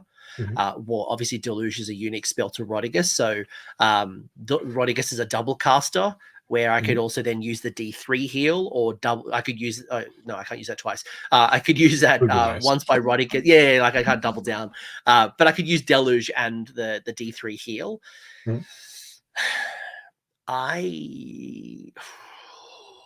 It's close, right? Yeah, like it depends on which manifestation law I was going to pick and what's more important to me. Is it going to be the Witherstave Grandfather's Blessing, or am I going double downing with Rodigus? I think the Rodigus is more of the support side. Guo is more of the I'm going to fight you side. Although having Rodigus and Kronspine is really funny. Yeah. Look, if I was going to a GT tomorrow, I think it's Guo. But it's neck and neck. I reckon there'll be games where I'm like, man, I wish I had the Rodigus. There'll be other games where I'm like, man, I'm glad I picked the Guo. Yeah. That being said, I have had more than one games where I'm like, okay, Magical Intervention, Rodigus, cast Kronspine. And I'm like, okay, it's right in the front. You're going to kill the Kronspine, but your turn was spent killing the Kronspine instead of hitting me. And it's such a brutal thing. Kronspine is it's a bit shenanigans with Rodigus. Yeah, and Sun. I keep going out to Sun because Sun has similar abilities, right? You can't auto banish it. It's a little terror right now. Obviously, there's still other endless spells, but those two are probably the most terrorizing in the meta. Oh, yeah, my favorite's been just putting down Life Swarm on the first turn, because a lot of people don't realize you have to banish that on your turn. You can't unbind it on my turn. So you have to waste one of your spells to unbind it. And I'm like, okay, cool, it's gone. And then on my turn, I'll just cast it again. And Primal is my favorite, with Gnashing Jaws, Emerald Life Swarm, and Burning Sun. Burning Head. Yeah, Burning Head. That's my favorite one. Yeah. Anyway, this is not the Anthony Loves Manifestation show. This is a Nurgle. We've talked some of the big boys. What are some of your favorite units and why? Horticulus is definitely next on the list. Yes, we have talked about Horticulus. So it has to be acknowledged. All right. Yeah. Talk to me. What's so good about Horticulus? Putting down a tree. I've been running him forward, auto-6ing, and then putting a tree in my opponent's face. They're like, okay, here. Do you want to redeploy, or do you want to give me the 4-up to disease a quarter of your army? And if they're close enough, I don't have to auto-run. I can just do a movement because it's wholly within 12, outside of 3. There's a lot of places you can put that. And if you have the extra space and you could squeeze 1 or 2 beasts in, those beasts are completely disposable because on a 3-up, you get them back. And it's your turn, you get them back on a 3-up, they're outside of 9. If they fail that 9-inch charge, you've got a counter charger sitting right there, ready to do something on your opponent's turn. He's only 150 points, which is, I think, too low. I think he needs to be more. His combat profile is nothing to sneeze at. He'll kill a screen. He'll fight another baby hero. I think for points-wise, I think he's the best thing in the book. Just because of the value he gives you from the trees and stuff. Yeah, because look at the profile in isolation without the tree, and it's fine. It's fine. It's okay. How much would I pay for this war scroll if there was no tree attached? 5 up ward, movement of 4, 8-4, 110 points. I don't know if this. Like, Say it didn't have the tree and it wasn't unique, and it was 150 points. Like, say it was just a blank slate. There was nothing there. It had no abilities. It just had the stat line, and it wasn't unique. This would be a good foot general or cavalry general. 4-inch cavalry general. Well, yeah, 4-inch, not for cavalry. Long story short, yeah, you're getting good value from the tree generation, right? Like you're paying 20 to 40 points essentially for equivalent hero plus the tree. So would every list include a Horticulus, or is there reasons why you might not include, There's a couple lists where I just didn't have the points. He's always like, I make the core of the list, I'll make the second slice of it, and then I'm like, do I have extra points? Horty goes in. If I don't have the extra points, or so I would have to cut something that would kind of compromise the list, then Horty stays out. But out of all I've made at least 15 different lists, and I've narrowed that down to about 8 or 9 that are viable. I think there's only 2 that don't have Horty in them now. Because just that extra value he gives of like, you want to walk your 20 brick through here? Well, you got to go around the tree or you got to fight the tree. Mm. And it's actually very useful for also setting up a Glockin countercharge. It's like, yeah, you can charge the tree if you want. My Glockin's 6 inches away from it, though. So if you don't hit a high enough charge to tie him in too, then he's coming, and so is 2 other things. It's an extremely strategic piece, and I love it. And it might be, we haven't quite acknowledged this just yet, but I imagine the tweaks in coherency would play to your advantage now as well. Yes. So given that you can't string out as much and you've got to be closer and tighter, if you play the board correctly between your big bases and your Feculent Gnarlmaws, you could really disrupt and just generally be annoying to your opponent's movement, just blocking up the board and just being a terror. Oh, yeah. At the end of the day, it's a movement game, and anything you can do to add that extra layer to your opponent, make it a little bit harder, make it more annoying, it opens them up for more mistakes, might give you an opening you didn't know was going to be there. And games can change in a second because of movement or something's blocked up. And because it's 3 inches away, like say they have a Kragnos over there, you're like, okay, well, this is 3 inches away from that terrain piece now. You've got to charge around. And it's so valuable. I just remember something I wanted to talk about with the spells, by the way. There was another point that I wanted to end on with spells. That was the Quagmire. One reason I love the Quagmire as well is you talked castles earlier. 1, disease will just go rampant in castles. But 2, if you chuck the Quagmire on one of those critical support pieces, you have that movement. The army's like, do I move up to my full extent and get out of those buff ranges?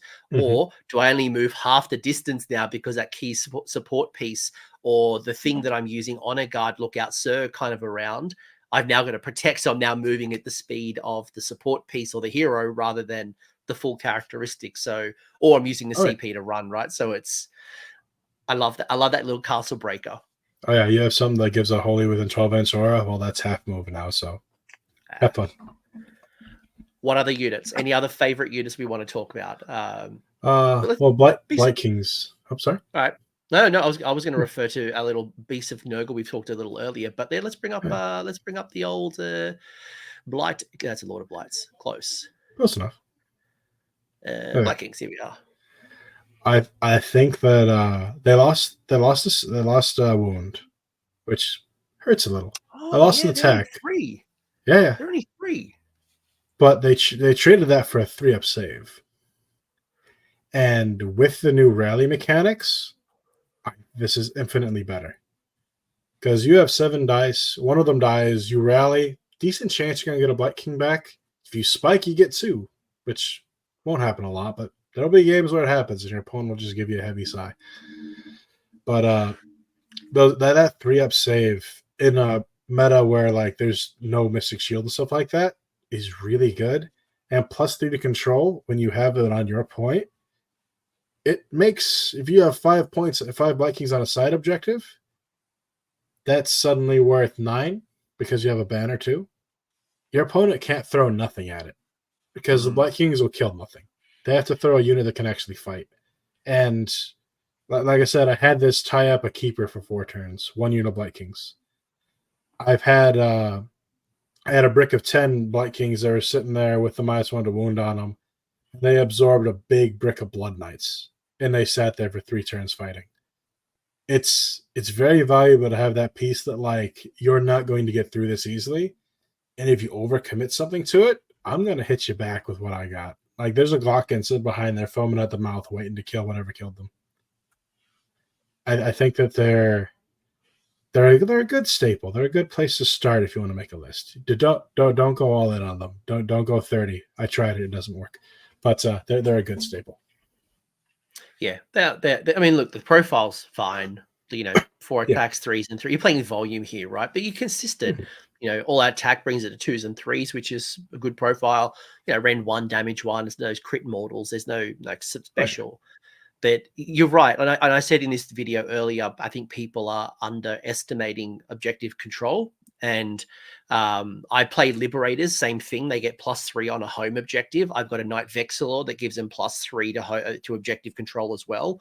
So when you have control score of 2, +3, you get that monster into the backfield. If I've got 1 model surviving, that could be a 7, which is defeating the big monster you've committed to. So don't underestimate this. This is solid. Oh yeah, the Blight Kings went into the keeper. None of them died on the first one because he gave me +1 to save from the keeper. So then I had 6 control versus keeper's 5. So I took that point, and now he had to go through 9 control to narrow them down to take back the point. And it was great. Those guys scored me like 6 points in the game, at least. And this is half the cost of a keeper. They're literally points. What a great trade. What an absolute great trade. It's a wonderful unit. Something you talked to me about before we kicked off the video was you were a fan of the Rotbringer Sorcerer. And I know one of the lists we're going to talk about has 2 of them in the list. So let's assume I don't have the supercaster that is Rodigus or like something else. Talk to me more about the Rotbringer.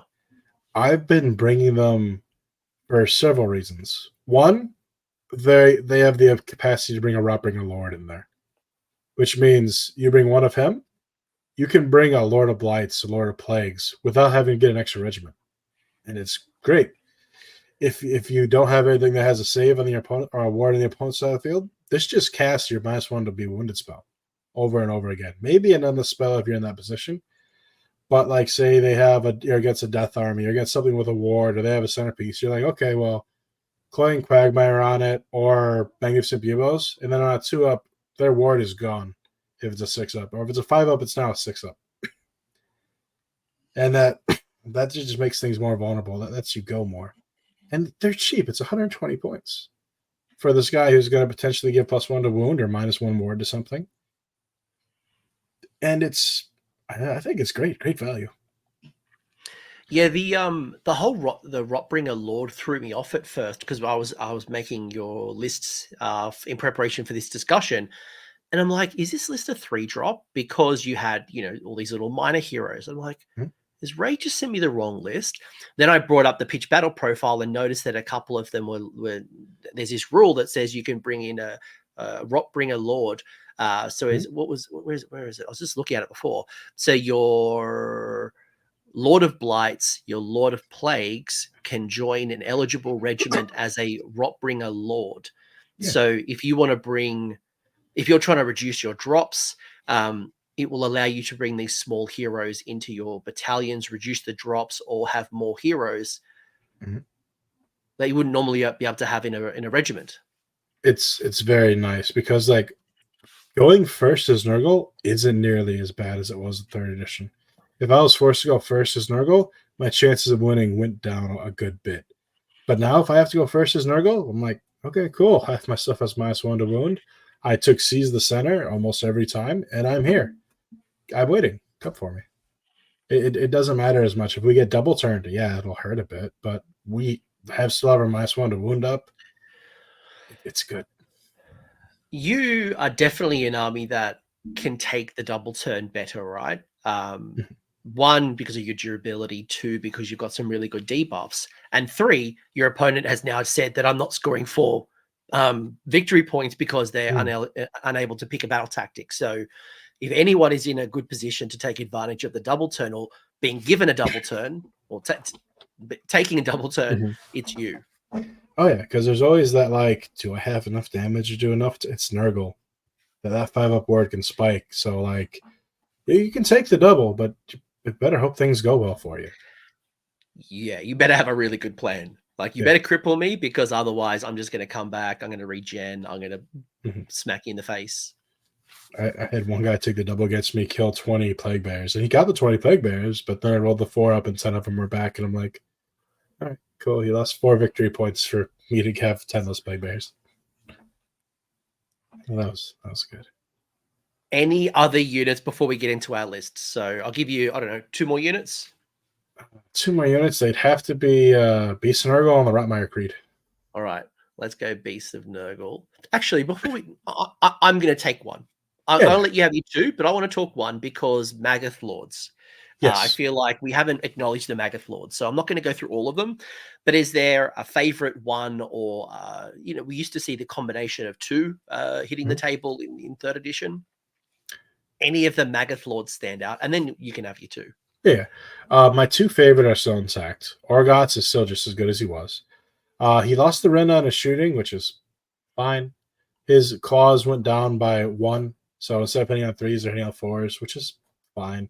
Everything went down a little bit, but everything else is great. Adding +1 to wound helps his axes, which I think compensates for his claws getting the -1 to hit. Because now if you all out attack and you hit that 3-up, it's 7 attacks, 2s, 2s, 1 rend, 2 damage. And then 5 attacks, 3s, 2s, 3 rend. Or, 3s, 2 rend, 3 damage. I think Orgots is so excellent. That Rampage is really good. Yeah, that's a ton. Yeah, +1 to wound rolls. Oh, I like that. That's good. For anything. So, like, if you have kings there, then those kings are 3s and 2s now. Yeah. Or you all out attack, they're now 2s and 2s on 4 attacks each. It's if you have a lot of plagues, it's 5 attacks each. Whoa. Yeah, it's very good. Morbidex, I think, is relatively intact too. He lost a save, which is huge. It hurts a lot. But he still has his healing. With Ren going down a bit, I think it's fine. And adding 3 to Control Store to Nurglings is just a massive headache that none of them want to deal with. It's so annoying. That is so annoying. Yeah, I did a couple games where I brought a couple units of 6 Nurglings.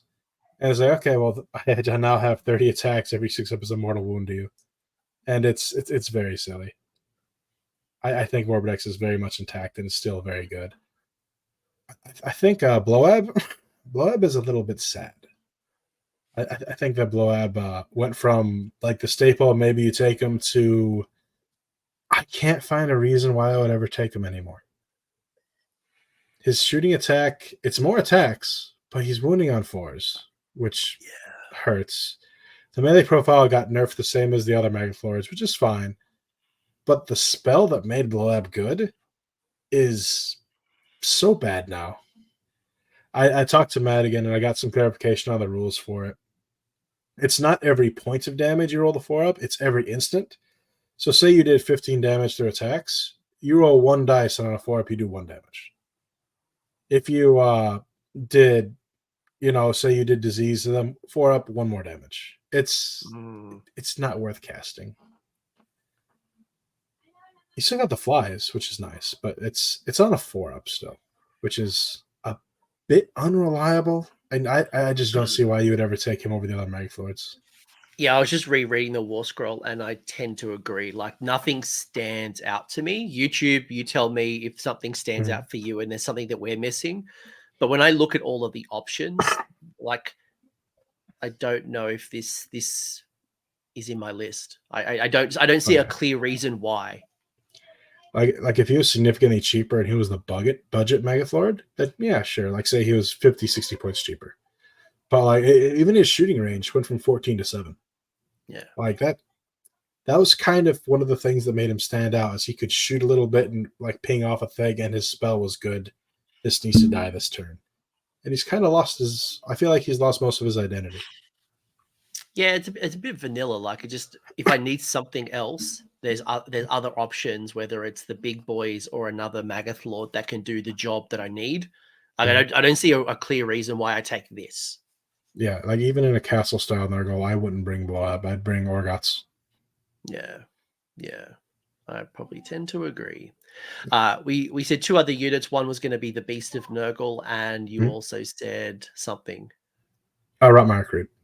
Rotmire Creed. All right, let's go. So talk to me about Beast of Nurgle. They're great throwaway. They're great objective getters. I bring them or drones in a lot of lists. Drones, if I have a Guo. If not, beasts usually fit that niche. I need to charge 2 units. This is a free one. I need to, like ordained charge. We have to charge 2 things on an objective. This is that extra charge just going into a thing somewhere on the side. It doesn't matter. And that's that you put it in the middle, like they charge it or I'm going to countercharge you. And one of my favorite things for it is if you have one of these, you put it near the center of the board, suddenly you just denied them seize the center. Because if they walk anywhere near this, it's going to fling towards it and put them in combat, then they have to kill it. Which, depending on where you put it and what you put it into, is not going to be the easiest thing in the world. And if they do kill it, a 3-up, my Horticulus brought it back. It's like, I don't care. And a little bit of mortals, which is nice. If I was building a list, I think I'd want 2 of them. Either if I was running flies or, like, as you mentioned earlier, but I think for me, I would want 2 because it allows me to concentrate my force and have these 2 things to do: seize a center, take the flanks, especially those turn 1 battle tactics, which can be quite tough, especially depending on the tools that you have. But for me, Beast of Nurgle, I feel like are 2 good throwaway pieces that still add value, can score me battle tactics, and will help spread disease and just generally be annoying. And bonus with Horticulus, that then you get even more value. They're essentially a slightly faster, more annoying Nurgling. Like, they're a bit less wounds, but they're a bit more annoying. And it's something that, like, your opponent is like, I have an idea, and then it's like, oh, that's in the way. And it's something to make your opponent have a harder choice or make them make mistakes. Because that's really what what's always capitalized on is still true. If they make a mistake, it can cost them the game right then and there. I just wouldn't put the Beast of Nurgle in my General's regiment. That's all. I'd have them outside the General's regiment. Don't give away an easy battle tactic, but yeah, annoy, pin, clog up the board with your trees and your Beast of Nurgle to your heart's content. Oh yeah, most games I've just been putting a unit of Black Kings in the General's regiment and nothing else, because I don't want to give away the tactic for free. Where's Rotmire Creed? Where are they? They are. And finally, you said Rotmire Creed. Talk to me about our favorite former shooting disease token friends. What's their new role? Oh, it's that ability. I can't get close to you. I'm going to give you disease anyway. So even though disease as a faction rule is based on combat, we're still able to tap into disease through the passive ability here. Yeah, and I just need to do 1 damage to you, and I can disease you. And I auto wound on 6s now? That's a bit stupid, honestly. It's free disease. I've been taking 1 in almost every list because it's been a staple of I can't get into you, I'm going to shoot you. But the more I play with them, the more I'm like, I want 3 or 4 of these, and I just want them to spread around the map being annoying. And like they can do that same role of this is going to go grab me a tactic because like they're only 130 points. If you kill it, oh, well, it's 130 points. If it lives, it's just going to walk around poking things and being annoying and giving yourself disease that you didn't want to be diseased. And because it's 12-inch range, it gets around the cutser. Would you reinforce them? You can't. Oh, they can't reinforce them? No, because they're war cry or something like that. I was every single... Yeah, it's very sad because I was bringing... at minimum 20 Rotmire Creed in a reinforced group. 20 to, I think the biggest list I ever did, I had 80 of them. Rotmire Creed were pound for pound the best unit in the old book. I ask you that because one of my local players, we used to run a block of 20 all the time, and Aussie a Yeah. great recipient to rally and all the shenanigans used to do. And I just looked at the battle profile, and yeah, you copped the same problem that I copped with my Will the Corp hunters. Like I can't reinforce my old Cities of Sigmar with my army of doggos, unfortunately. That it does clear up the role a little more, right? They're skirmishers, they're just They're little not the shooting hammer they used to be. If I could reinforce them, almost every single list would have a brick of 20 in my general judgment, and they would get +1 hit and wound against your general judgment. And now they would just be headhunters. Yeah. I think they're still great. Every single list I've had, except for maybe 1 or 2, has had a unit. So you'll still take them, but you'll take multiple units of 10 rather than reinforced because we can't do it anymore. Yeah, it kind of depends. Like I'm trying to test out bringing a lighter Retmire because my style of Nurgle has largely been Rotmire. Like the 20 brick of Rotmire and the Harbinger was my difference between every other Nurgle list at Worlds except for the England team. And that difference is what let me win those games because I had that extra edge. Because in the Nurgle mirror, it was, okay, who has more Maggothlords? And then the trump to that was, who has more Rotmire? And then the Rotmire put out that, changed the game completely in the Nurgle mirror. It was great. I had a great time. And you did well. You did incredibly well. We appreciate you. We appreciate. Yeah, I mean, again, folks, 6-0. Like this is one. You know, this man has authority, right? We should be listening and praise the Ray. But 2, I mean, like, again, it comes back to mastery, right? It comes back to knowing your faction, knowing it really well, knowing it better than your opponents, and forcing them to make bad decisions. And why I keep saying to people again and again and again, if you lose a match or things didn't go your way, don't immediately chop and change your list. And if you do, make small changes, not wholesale changes, and because you're back to the start, you're back to the drawing board. And I think it is infinitely more important to know your army, to know what you're playing, than it is to play an army that is considered good. Because I got to the point when they're going 3rd edition that I didn't care what you were playing. If I knew what you were playing ahead of time, I could make a list that would beat you. And it's so important to know what you play and to love what you play. If you're not having a good time playing it, there's no point. And this is important probably now more than ever because you're going to see, at the time of recording, Tacoma GW, the first major AoS 4 event's going to happen. And let's say there's a bunch of lists that do really well. Like people are going to net list that. But do you understand the list? Can you work the list? And just because a list went 5-0 or 4-1 at a GT doesn't mean you're going to get the same outcome. So just temper yourself. Temper yourself. Like I saw everybody bring the same Monster Mash list to Worlds, and I'm like, I don't think all these people know how to play the Monster Mash lists. And that it was kind of proved when I played some of my matches. Not all of them knew the ins and outs of the list or how it's supposed to play. They haven't put the reps in. You got to put the reps in if you're going to do it. Mm. Speaking of reps, let's do some reps. And Ray gave me like 100 lists, so I chose 2 just to get us started. But what I'm really more interested in is less about the list because points are going to change over time, and the meta is going to settle, and who knows where the meta is going to actually settle. But talk to me a little bit about your list. So list 1, it's an Affliction Cyst. You've gone there's no endless spells on this particular one because you've got no spellcasters. No casters. No casters. Wild man. A lot of Affliction in the General's Regiment, which is the Grandfather's Blessing and the Wither Stave. You've also got the Pasco Blight Lords reinforced. You've got 2 units of them. You've got Gut Rot Spume, Lord of Blights, and the Putrid Blight Kings reinforced. So this is a BK heavy list. This is the list you bring to one dare if you don't want to make friends. Why and how does it work? So the Affliction Cyst lets you basically not deep strike, but deploy those Pascal Blight Lords anywhere outside of 9 of your opponent.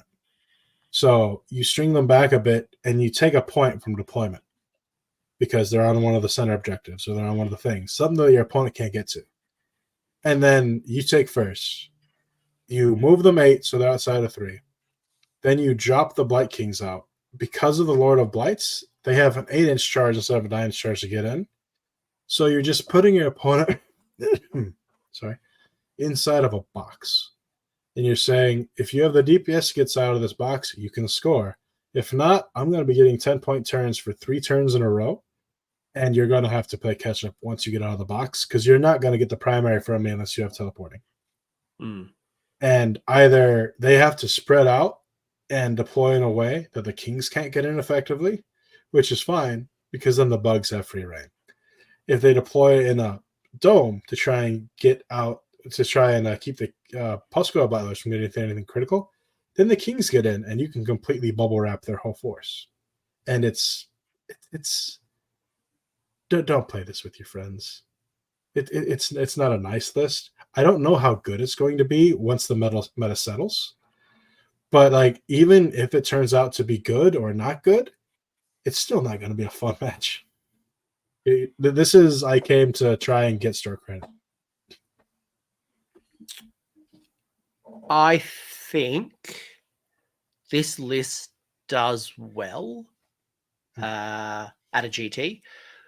I worry about Nighthaunt at the moment. Just, do you have the volume of attacks? And no, Nighthaunt will wreck this list. That's what I'm saying. Like Nighthaunt, Yeah. this like, if you face Nighthaunt, that stops you from podium.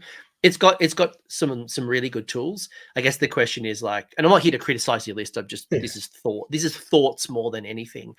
Is how do you handle some of the endless spells if your opponent's throwing down a Cronspine, for example, and you don't have the shooting to go out or banish it.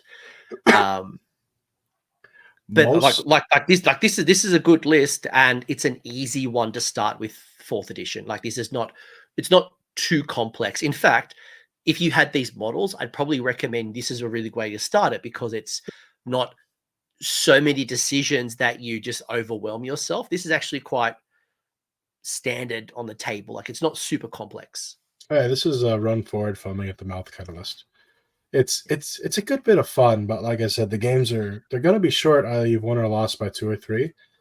And as for the endless spells, depending on how they deployed, you don't need to worry about them at all, because the endless spells have to go wholly out of 9.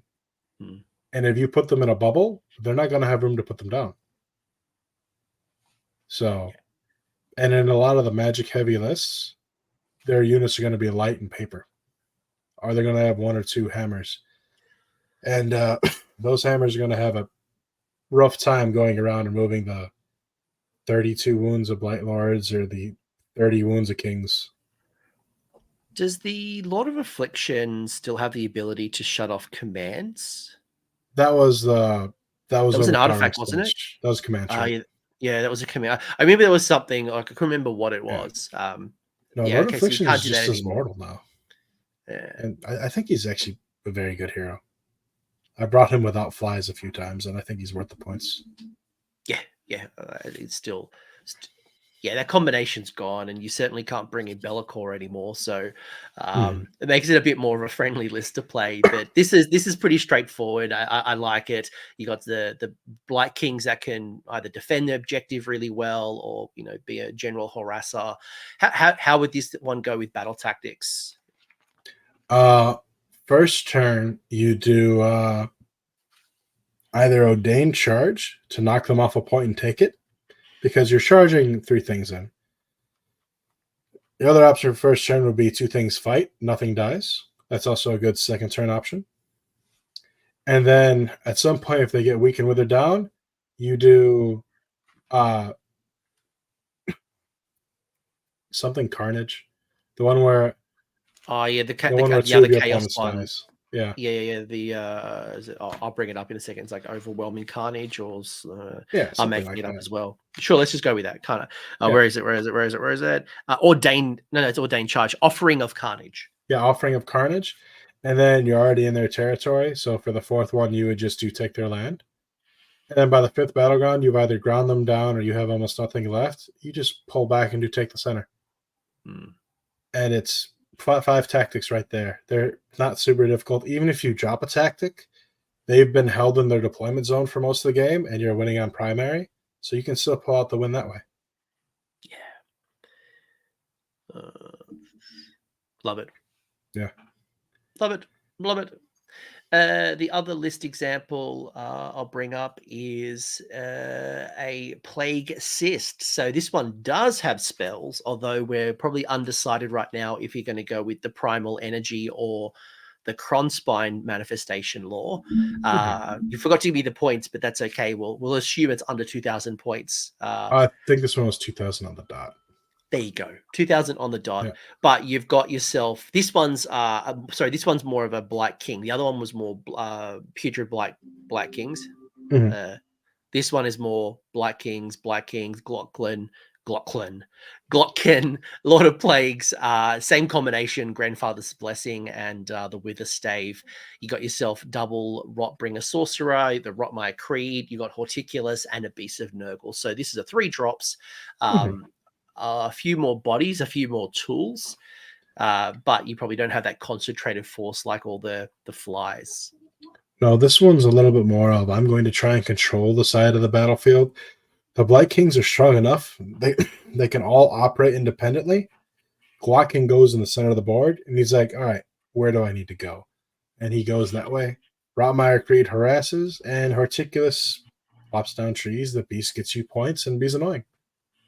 This is like, if you have the models, I'd say a very, not super beginner friendly, but this is a pretty beginner friendly Nurgle list. This is the I'm going to walk forward in regiments, do stuff. It's doesn't take as much strategy as some other Nurgle lists might. Like if you wanted to do Kings and you were starting out, something like this is what I would recommend, because there's nothing overly complicated here. It's pretty straightforward. All your abilities are easy. And because of just the natural bulkiness of Nurgle and the flexibility in the list, you can just win games off of, having a couple of good turns. Is this optimized? Like if you were going to go to Tacoma, is this a kind of list that you would run, or would you tweak this to make it a bit more focused or optimized? I would tweak it. This is something I would gladly take to a 1-dayer. A GT, like a 2-day tournament, maybe a little bit less. With how things stand now, sure, bring it to a GT. I think it'll do well. But we don't know enough about the meta, and this is a little heavy on Kings. Like you might want to chop off a King and something else for a unit of Plague Bear, something a little less valuable to get charged. And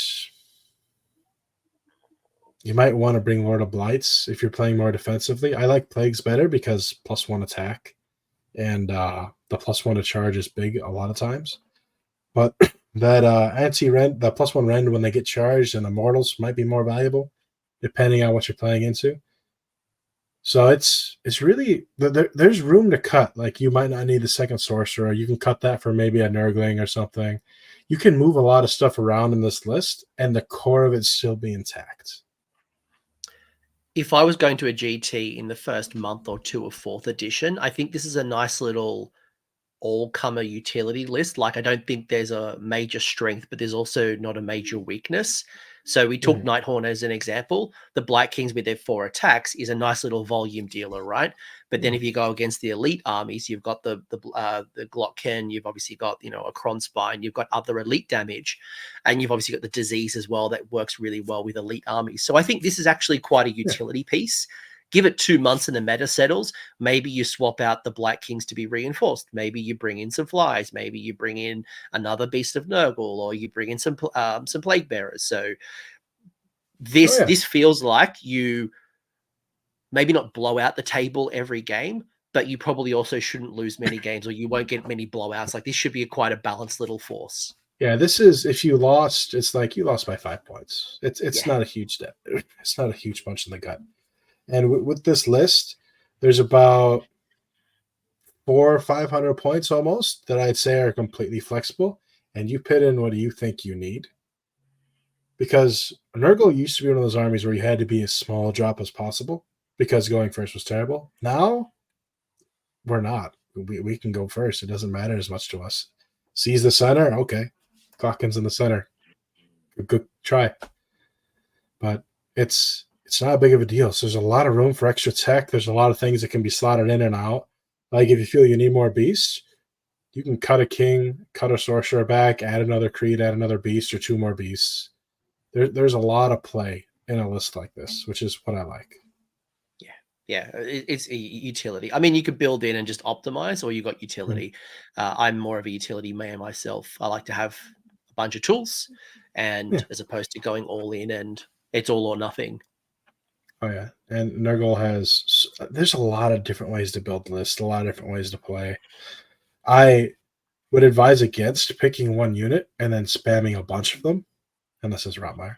You can do that one, but yeah, there's a lot of different, like, I want a couple of this, I want a little bit of this, I want some of that now, where we didn't have that as much before.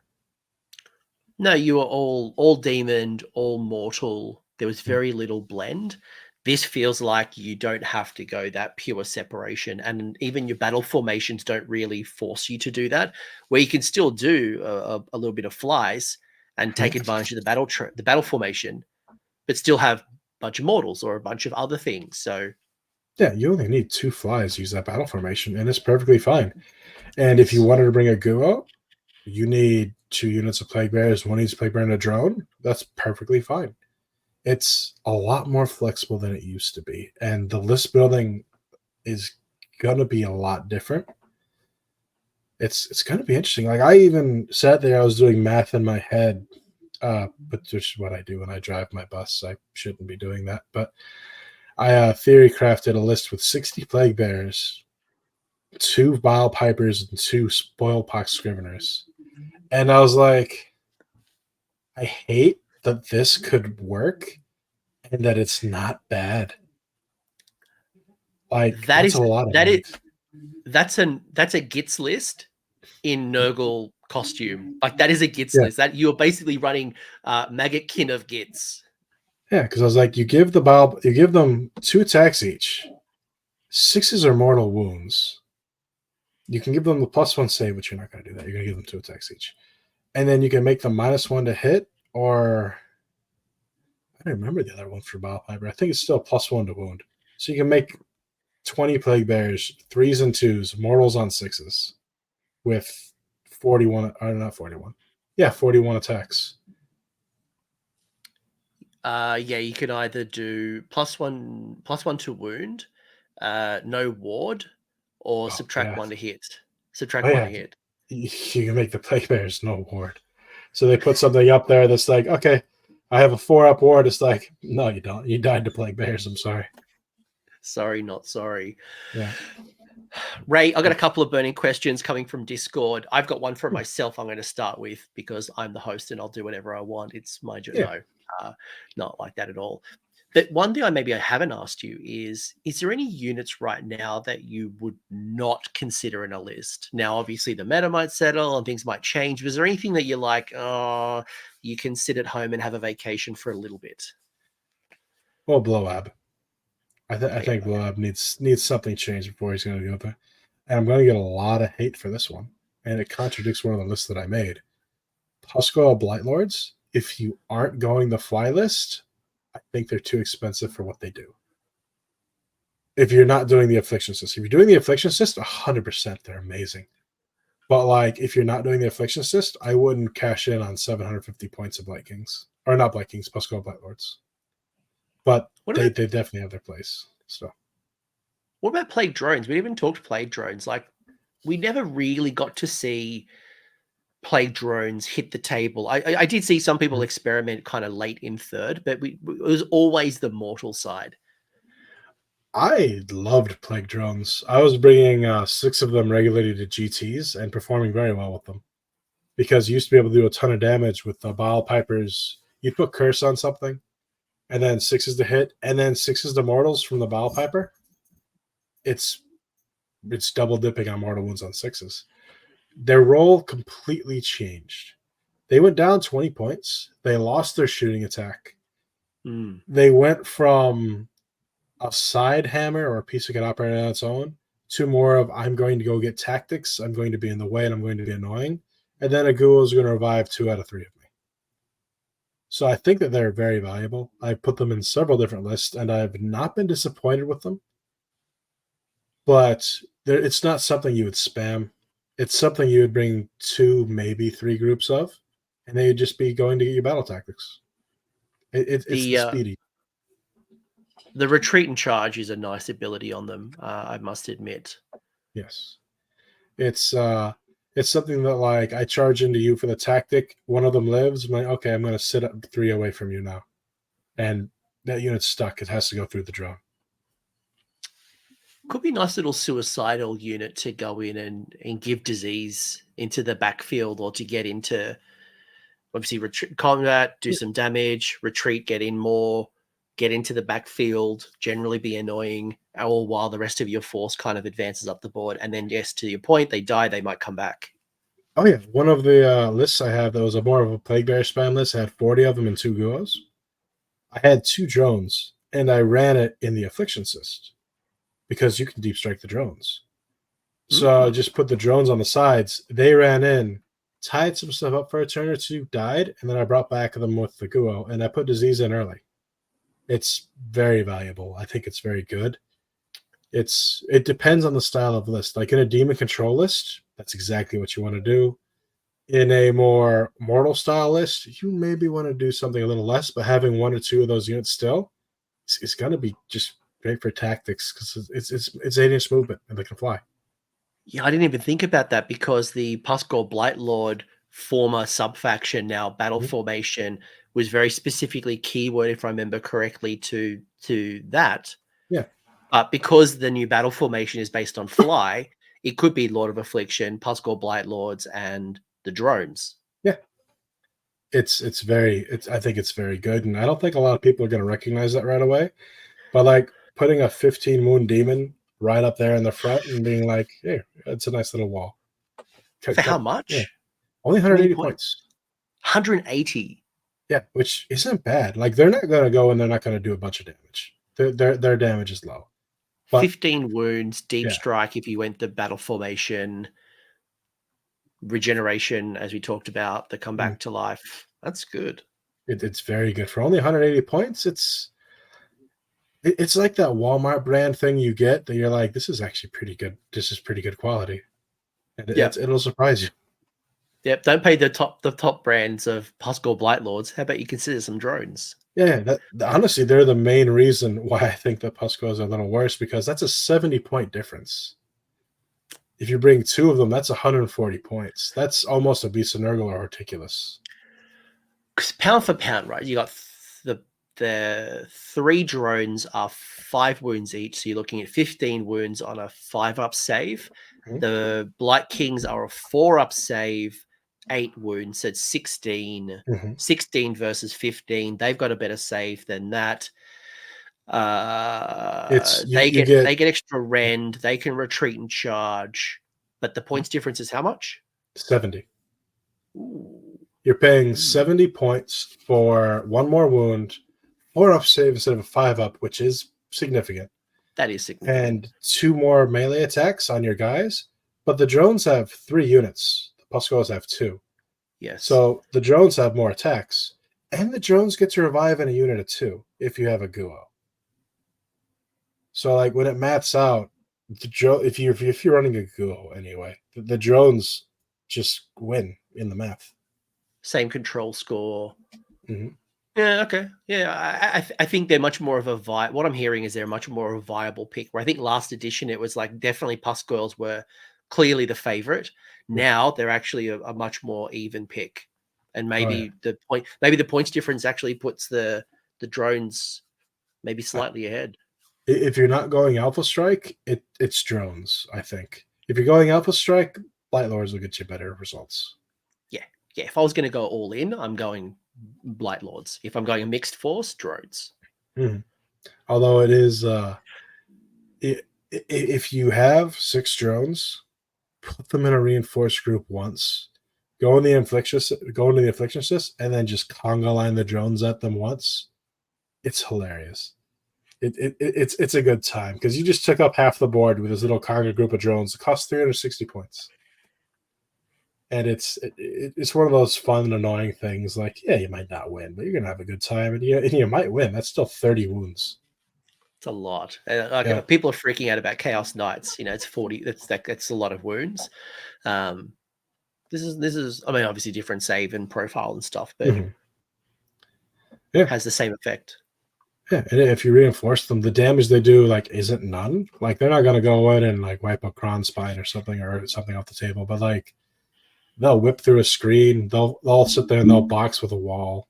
It's not insignificant. It's good. I got 5 burning questions from Discord, and then we're going to bring things home if that's okay. Tacky's P asking, are Monster Mash lists still viable? So, Guo and Glotkin. Yes. I think we've acknowledged that. Yeah. Bring 2 or 3 Guos in a game. You're going to have a great time. Yeah. And they don't need to hold hands anymore, which is great. That is great. James asking, what are your suggestions for doable battle tactics? I think actually maybe I'm gonna counter that and say, is there any battle tactics that maybe aren't easily achievable as a Nurgle player? Because so we got Do Not Waver. I think that one's definitely free.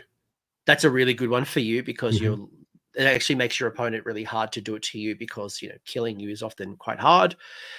Slay the Entourage is quite easy for you to, well, assuming there's something in the regiment. That one's definitely going to be case by case. That's the one I've picked out turn 3 or 4. It's this is exposed. The Glock can go for it. I think the only real battle tech that's somewhat difficult is take the sides. Yeah, the flanks. Yeah, and if you're playing flies or you're playing Gutrat Spume, that remedies it because you have something on one side already, and it can help a lot. So I don't think tactics are hard with Nurgle in this new one. Which is why I said that I would often run if I was running a list, I'd probably have 2 Beasts of Nurgle, or at least Beast of Nurgle and the Rotmire, because they can take the flanks. Or the drones, for example, again, could be drones go to the flanks and then kind of pinch in. And an important part is you don't need to be wholly out of your territory. You just need to have a toe out now, which is so much easier for Nurgle to do it. Because it used to be wholly outside. For take the flanks? Yeah. But you got to watch what you do have to watch out for is the setup. So if you're thinking about deep striking onto it, or you got to watch for that. Yeah, it's a turn 2 tactic. Yeah. Offering of Carnage, yeah, it's possible. An Ordained Charge, yeah, okay. I mean, most of them are achievable. I don't think there's any of them that are unachievable. Some of them are riskier than others, but Noble's in probably a good spot. Oh yeah, the only ones that I've really failed is I failed Slay the Outcharge a few times because either they redeployed away, I missed a charge, or my D3 mortals didn't go off. But tactics are going to be fine for us, and I think there's going to be a ton of armies that are saying that. At least right now, it's still early. I don't think tactics are hard for us right now. No, it's a thing about practice for this one. Yeah, the thing I would probably say is, what is your turn 1 tactic if you're going at the top and if you're going at the bottom? I think from what I'm seeing, just people aren't aware, they're given first, what am I going to do? And, ideally you avoid take their land in turn 1. That's really turn 4 or turn 5. Try to hold that one off. But if you can intimidate the invaders. Correct. Yeah. Hold it off as long as you can. My turn 1 tactic almost every single game has been seize the center. Yeah. I just run the Glotkin and something else up there, or okay, well, here's 2 units of Kings up there, or a Plague Bear and a Nurgling or something up there. Just throw them up there and call it a day. If you've got the speed and the units that you can throw away, take the flanks is also a good one, because you take the flanks, then you come in. I find it hard to do take the flanks late in the game, so I want to do it early and then kind of compress. But seize the center is one, so you got to make sure that you've pre-measured and you've got the speed and you know how you're going to get to the center. Oh yeah, I played. If you're playing Beast or Drones, or even Puskals, or just a Lord of Affliction and a single fly, take the flanks is very easy first turn if you want to set up for it. Which is probably a little bit better, actually, than doing Seize the Center. Because as Nurgle, we're trying to fight for the center anyway most of the time. We can do Seize the Center turn 5. Yeah, and correct. Pretty nice. Yeah, that's why I prefer to do it like I'll deploy for it, do it first, then kind of come in and fight. Unless the battle plan map doesn't allow me, or it's hard, or I don't have the speed, or it's risky for whatever reason. Yeah. I like it with Gutrot Spume too, because I just have Gutrot just go to the corner and he's got to take the flanks. Yeah, that's why I use my Griff Hounds, just 80-point idiots. Like, be free, go do your thing, doggos, and then do as much as you can. Yeah, you look back at the game, like, what was the most valuable piece in the army? It was like, oh, this 100-pound idiot who ran around and got me 3 tactics. And no one wants to chase that 100-point idiot. It's like, just do your thing, go away. Yeah. Go away. But in turn, it's actually scoring you a bunch of points, and maybe you get into the backfield, take an objective that they weren't protecting. You're like, yeah. It's like, oh, cool, I'm playing a 6-point objective. I'm on the other side of the map. And then there's one little unit that just moves fast enough to go to the goal points. He just takes all 3 back objectives. And you're like, cool, I'm not scoring more ever again, but yeah. 3 more burning ones, one from Khalida. What is something you're disappointed to see being removed from the army? And then the counterpoint would be, what are you excited about that's new? Disappointed they got removed? Nothing that I don't think was overpowered. Overpowering Stench was amazing. It hurts to lose it and is a bit sad. But when something is so strong that you take it every single time, I don't think it deserves to be at that level. The same thing with like the Split Horn Helm and the Shield of Growths. I miss those. But they were extremely good. I'm fine with the stuff getting toned down a little bit, because that opens up more room for new ideas, more play. I do miss those 2 artifacts though. But like, I don't think we lost anything that I would say we didn't need, because there were a lot of things that I thought were overpowered in the Nurgle book. Overpowering Stench, if you take that, there are certain matchups you just won the game. The Glotkin's Blightkrieg, there were certain matchups where you just won the game. I was at Worlds in November, and I was playing against an Australian Iron Jaws guy. Great guy, by the way. He was fantastic. One of my favorite opponents. Because I had the Glotkin, he sat in the corner for 3 turns. Was that Mitch? Yeah. Yeah, Mitch. Yeah, I like one Mitch, of my locals. Yeah, we've got the boys, the brothers. They're great. Oh, he's a great guy. I'd like to meet him again. But yeah, just because I had that threat, he sat in the corner for 3 turns. And it's like, you're going to have to commit eventually. And then he committed, and he lost. But it was actually, out of all the Iron Jaws players I played that week, which I had a couple, he played that matchup the most correct, I thought. So props to Mitch. To tell him good job when you see him. And then actually might even see him tomorrow, to be honest. Actually, tell him I said going to RTT down in His Hood. I actually might be seeing him tomorrow. Oh, that's great. What about excited? Like, are there things that you're actually? I'm gonna jump into this one. Yeah. I, as a Nurgle player, would love the idea of power through. The idea of a Great Unclear One or a Glotkin or Rodigus just powering through a unit at the end, and then using your big base to maybe draw in some other things, tag, disease, just terrorize. For me, that as a Suns player, I appreciate it. And as a big boy player, I'm sure Nurgle players would like it as well. I think holding the command point for it is going to be very hard. Yeah. But it's going to be so rewarding. Like, imagine you have a Morbidex. Morbidex has the -1 to wound spell on. You powered through. You put Morbidex in the center of their army. Now, you give that thing that they didn't want disease. So that caster just got a free disease point on it, or that valuable unit got a free disease point on it. Then you're like, okay, it's your turn. Morbidex is sitting there, -1 to wound. If you don't kill him, he's going to heal back up. And he's tying up 2/3 of your army. It's like, do you retreat? Do you try and kill it? If you kill it, great. What happens if you fail to kill it? It's a whole nother turn you're going to be tied up because he's going to heal half his wounds. It's just going to be... I don't think there's going to be a ton of these situations, but it's going to set up for some devastating turns. And I love it. Yeah, as a Gargant player, and I don't have the debuffs that you have, right? I don't have the disease, but just powering through and using that big base to then do and terrorize your opponent has been so much joy. That's one rule as a Nurgle player I would appreciate. That's the type of player I am. Is there anything that you would enjoy or you're excited about? Maggotkin. Like, he's more mobile. He's a bigger damage threat, and he's not the if I lose this, I lose the game. He's the can you kill this? If you can't, he's just going to walk around the board flinging your models off like it's a cat. Like I love that we have that huge, big melee threat that we didn't have before. And the only thing he gained is 2 inches of move, 4 wounds, and his damage went from 3 to D3 plus 3. But, like, that was enough for me to be like, I'm going to throw this into Kragnos. I'm going to throw this into a cabbage. I'm going to throw this into a gash. And there's a real chance that that it dies.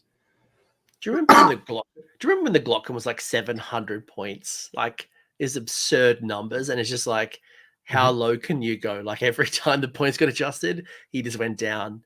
I think he was 720 when he came out, and I was still bringing him almost every game.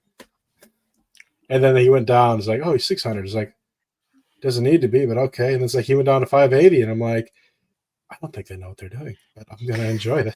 I'm going to have fun.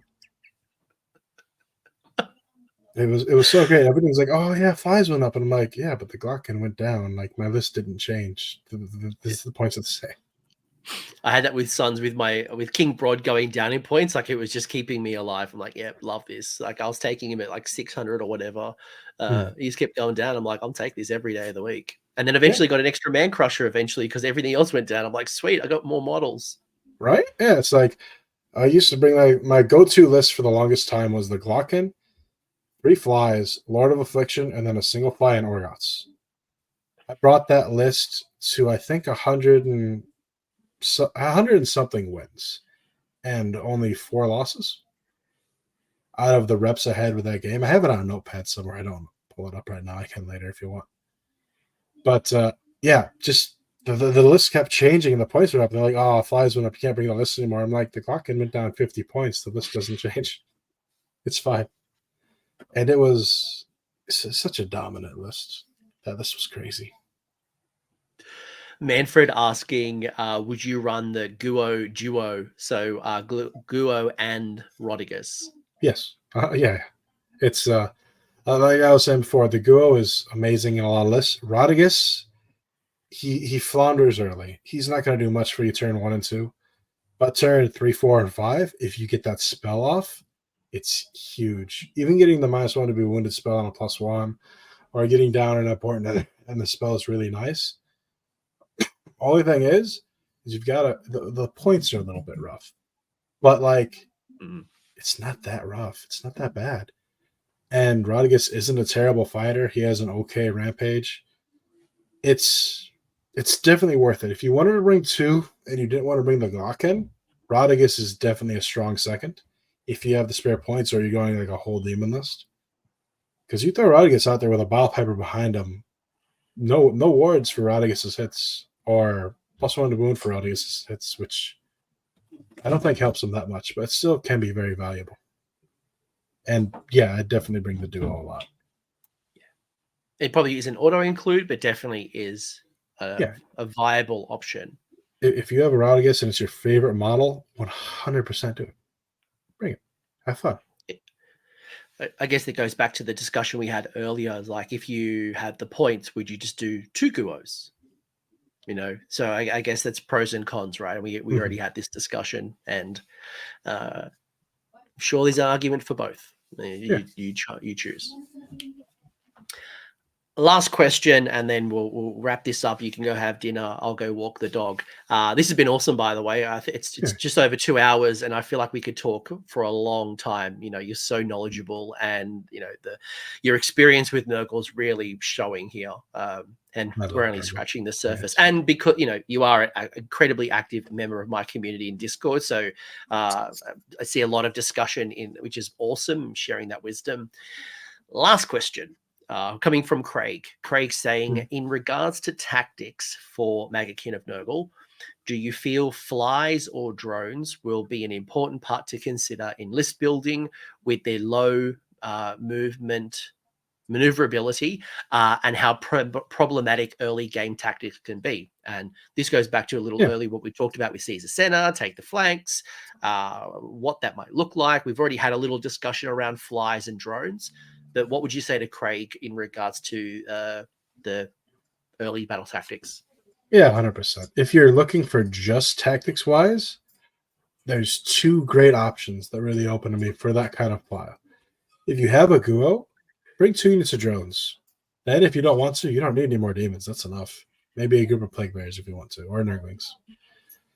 But if you aren't going like heavy demons, you don't have a Guo, 1 Lord of Affliction, and then a single Puscoil. I think it maths out to 360 points-ish. Lord of Affliction's 220, and one model of a Pascal Blight Lord is 130. And you can include 1 unit of Blight Lords, the single model, for each Lord of Affliction. So just for anyone who's like, how do you do this? So what's that, 220 and 130? So what, 350? 350. Yeah, it's 350 for a guaranteed turn 1 tactic which sees the sides. Or take the flanks. Take the flanks. It's all right. And then the Pascal on its own, it's a fine unit. Run it in there. It gives you stuff for the charge tactics. And the Lord of Affliction is a threat that can't be easily ignored. If he gets into the cookie jar, he'll knock down some baby heroes. If he gets into a shooting unit, he's not a 3-up save. If you give him the healing D6 at the end of every turn, you can... Oh, this is a combo I didn't really talk about when I had it. You get to choose your end of turn stuff first. So you disease them, then you heal D6. Then you deal the damage from the disease. So even if that D3 damage would kill that unit, you get your heal first. So you can keep that thing alive to the point where they need to send an actual threat to it, and it's a very good solo operative. It's one of those things that they can't throw nothing at, and if they do, it's going to die eventually, and he'll keep healing because he heals D6. It's very worth it. Yeah. And if he's not locked in combat, you've then got rally, so you can go for extra heal, or you got access to the spell. There's another D3, so super durable. And it goes back to resource management. Do I concentrate and try to get rid of it? Do I ignore it and just accept that it's going to be alive, and then you get to do all the fun stuff with it? You will get more value. If you play with it correctly, you will get more value from its points allocation. Oh, yeah. And they can... Remember we were talking about that one little idiot who just ran around and kept scoring points? That can be that little idiot that they can't just like send nothing to. Yeah. Because if they send like this little group of 5 cav at it, like say Hex Wraiths or something like that, there's a real chance those just bounce off and he kills them. And it's great. Like, oh, I'm going to take D3 if I retreat. I don't care. You can take D3. Oh, look, I rallied next turn. He healed it back. He's fine. He's just there. He can be annoying. He's just there to make your opponent make bad decisions. Any final thoughts or comments? Obviously, first off, people's bad decisions was definitely not listening to all of your wonderful insights and wisdom that you've dropped on Nurgle. And I can't wait to see the meta unfold and how your list evolves. Again, all lists are going to evolve over time. This is very much an early thinking. There's going to be some things that, 6 months' time, we wish we talked more about Nurglings, because Nurglings are OP, or there's something where like, yeah, you know what, Glocken actually now isn't really as good for these wider reasons. But I think it's a good start to think about how we move to 4th edition, we take advantage of Nurgle, we hit the table, we learn some things, and we handle the meta. Actually, last question, and then we will wrap up. Currently, if you were thinking about going to a GT and you were going to try to win it, you're going to get that golden ticket to come to Atlanta again. Which armies are you most concerned about when you consider list building, or any, or are you accepting the Wild West and running? Like, how do you think about the emerging meta right now? Currently, I'm not. I don't care what you bring. I'm going to try and make my list as functional as I need to be, and I'm going to try and fly by the seat of my pants. Like, the only thing that I've got played against so far that I think, wow, this is stupid, is Nighthaunt and I got tabled on turn 1 against Nighthawk this morning against Blood Moon, and it was ridiculous. But like now I know that's a thing, so I'm looking at my list and like if this continues, I might need more screens. But even then, like if I had time to build against it, I had some prep and maybe a point adjustment went through, I could do fine against one of those lists, depending on the battle plan. But like you're never going to get something that is a solution for everything. The most important thing is you have your list, you have your core of the list. Your core can be anywhere from 1,000 to 1,500 points. Get comfortable with that core. The rest of your list changes to help you deal with the meta. But it's most important to know your list and to know what your army does. Second most important thing is to know what your opponent's army does. Not what their list does, what their army does. Because if you know what they're trying to do and you can stop that in any way, that puts you a leg up on him. Even if he has an army that's better against yours, you can get wins where you shouldn't have gotten wins. And honestly, the most important thing is have fun with it. Like if you have a favorite unit, if you love beasts, if you love drones, if you have Puscoils, love Rodigus, take them. Learn how to play them. There is no unit in this book that you can't make a list around, which is shocking to me because that wasn't the case in any of the old books. Like I don't even own a Smallpox Scrivener. I have 7,000 points in Nurgle. I do not own a Smallpox Scrivener.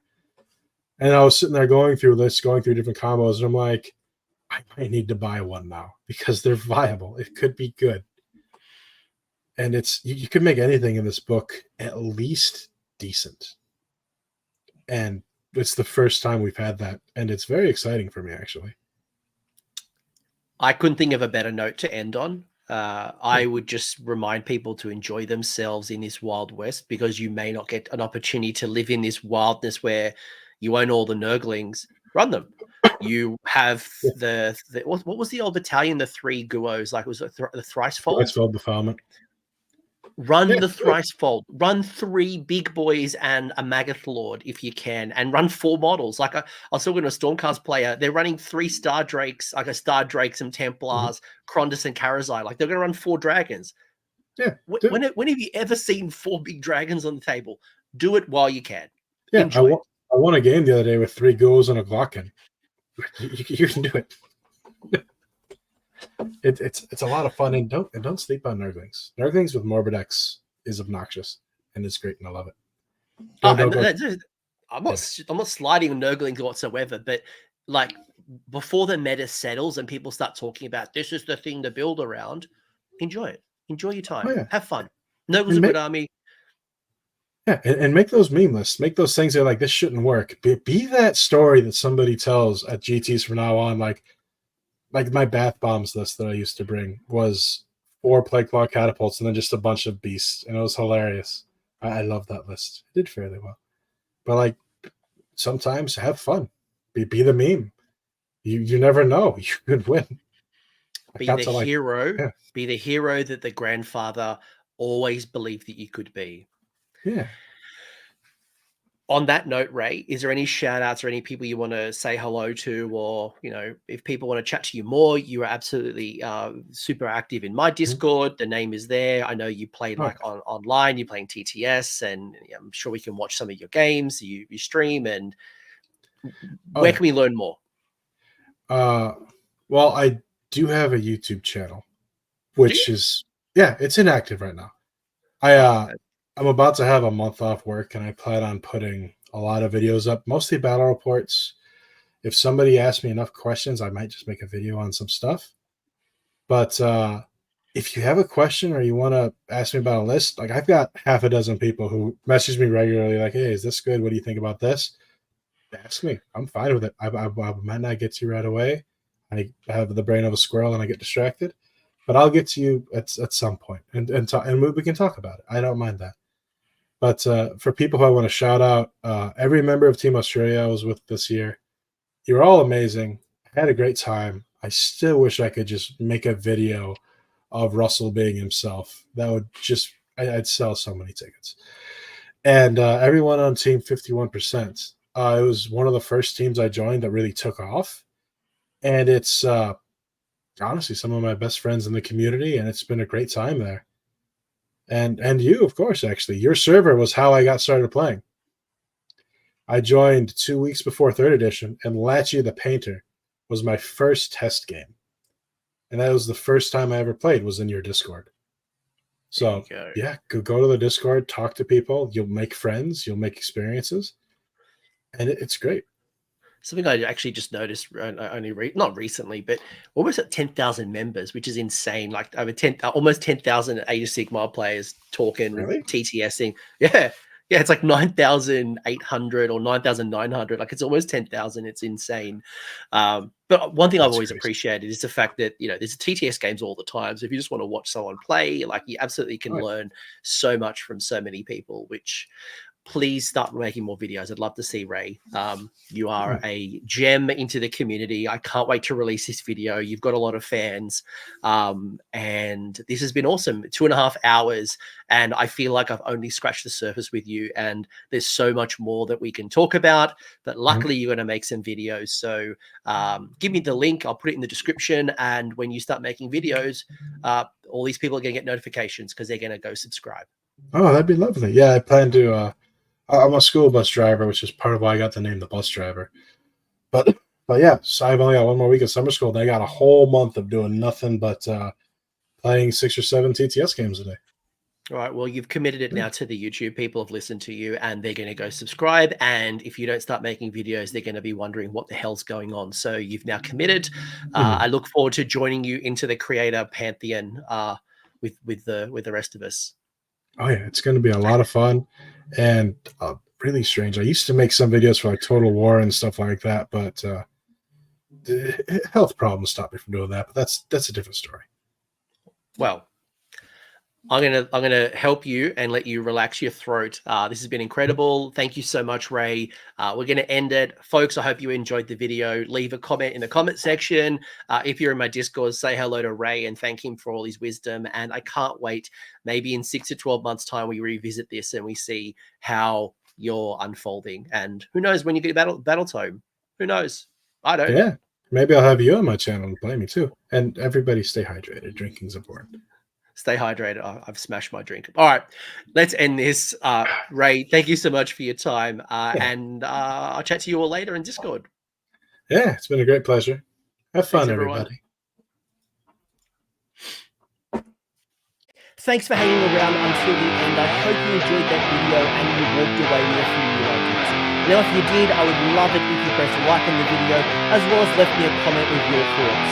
The conversation will continue over on Discord, and the link is down below in the description. I also want to give a massive shout out to AoS patrons and YouTube members who are supporting the channel and growth in the series. Cheers, you are all bloody amazing. And until next time, don't long the double one and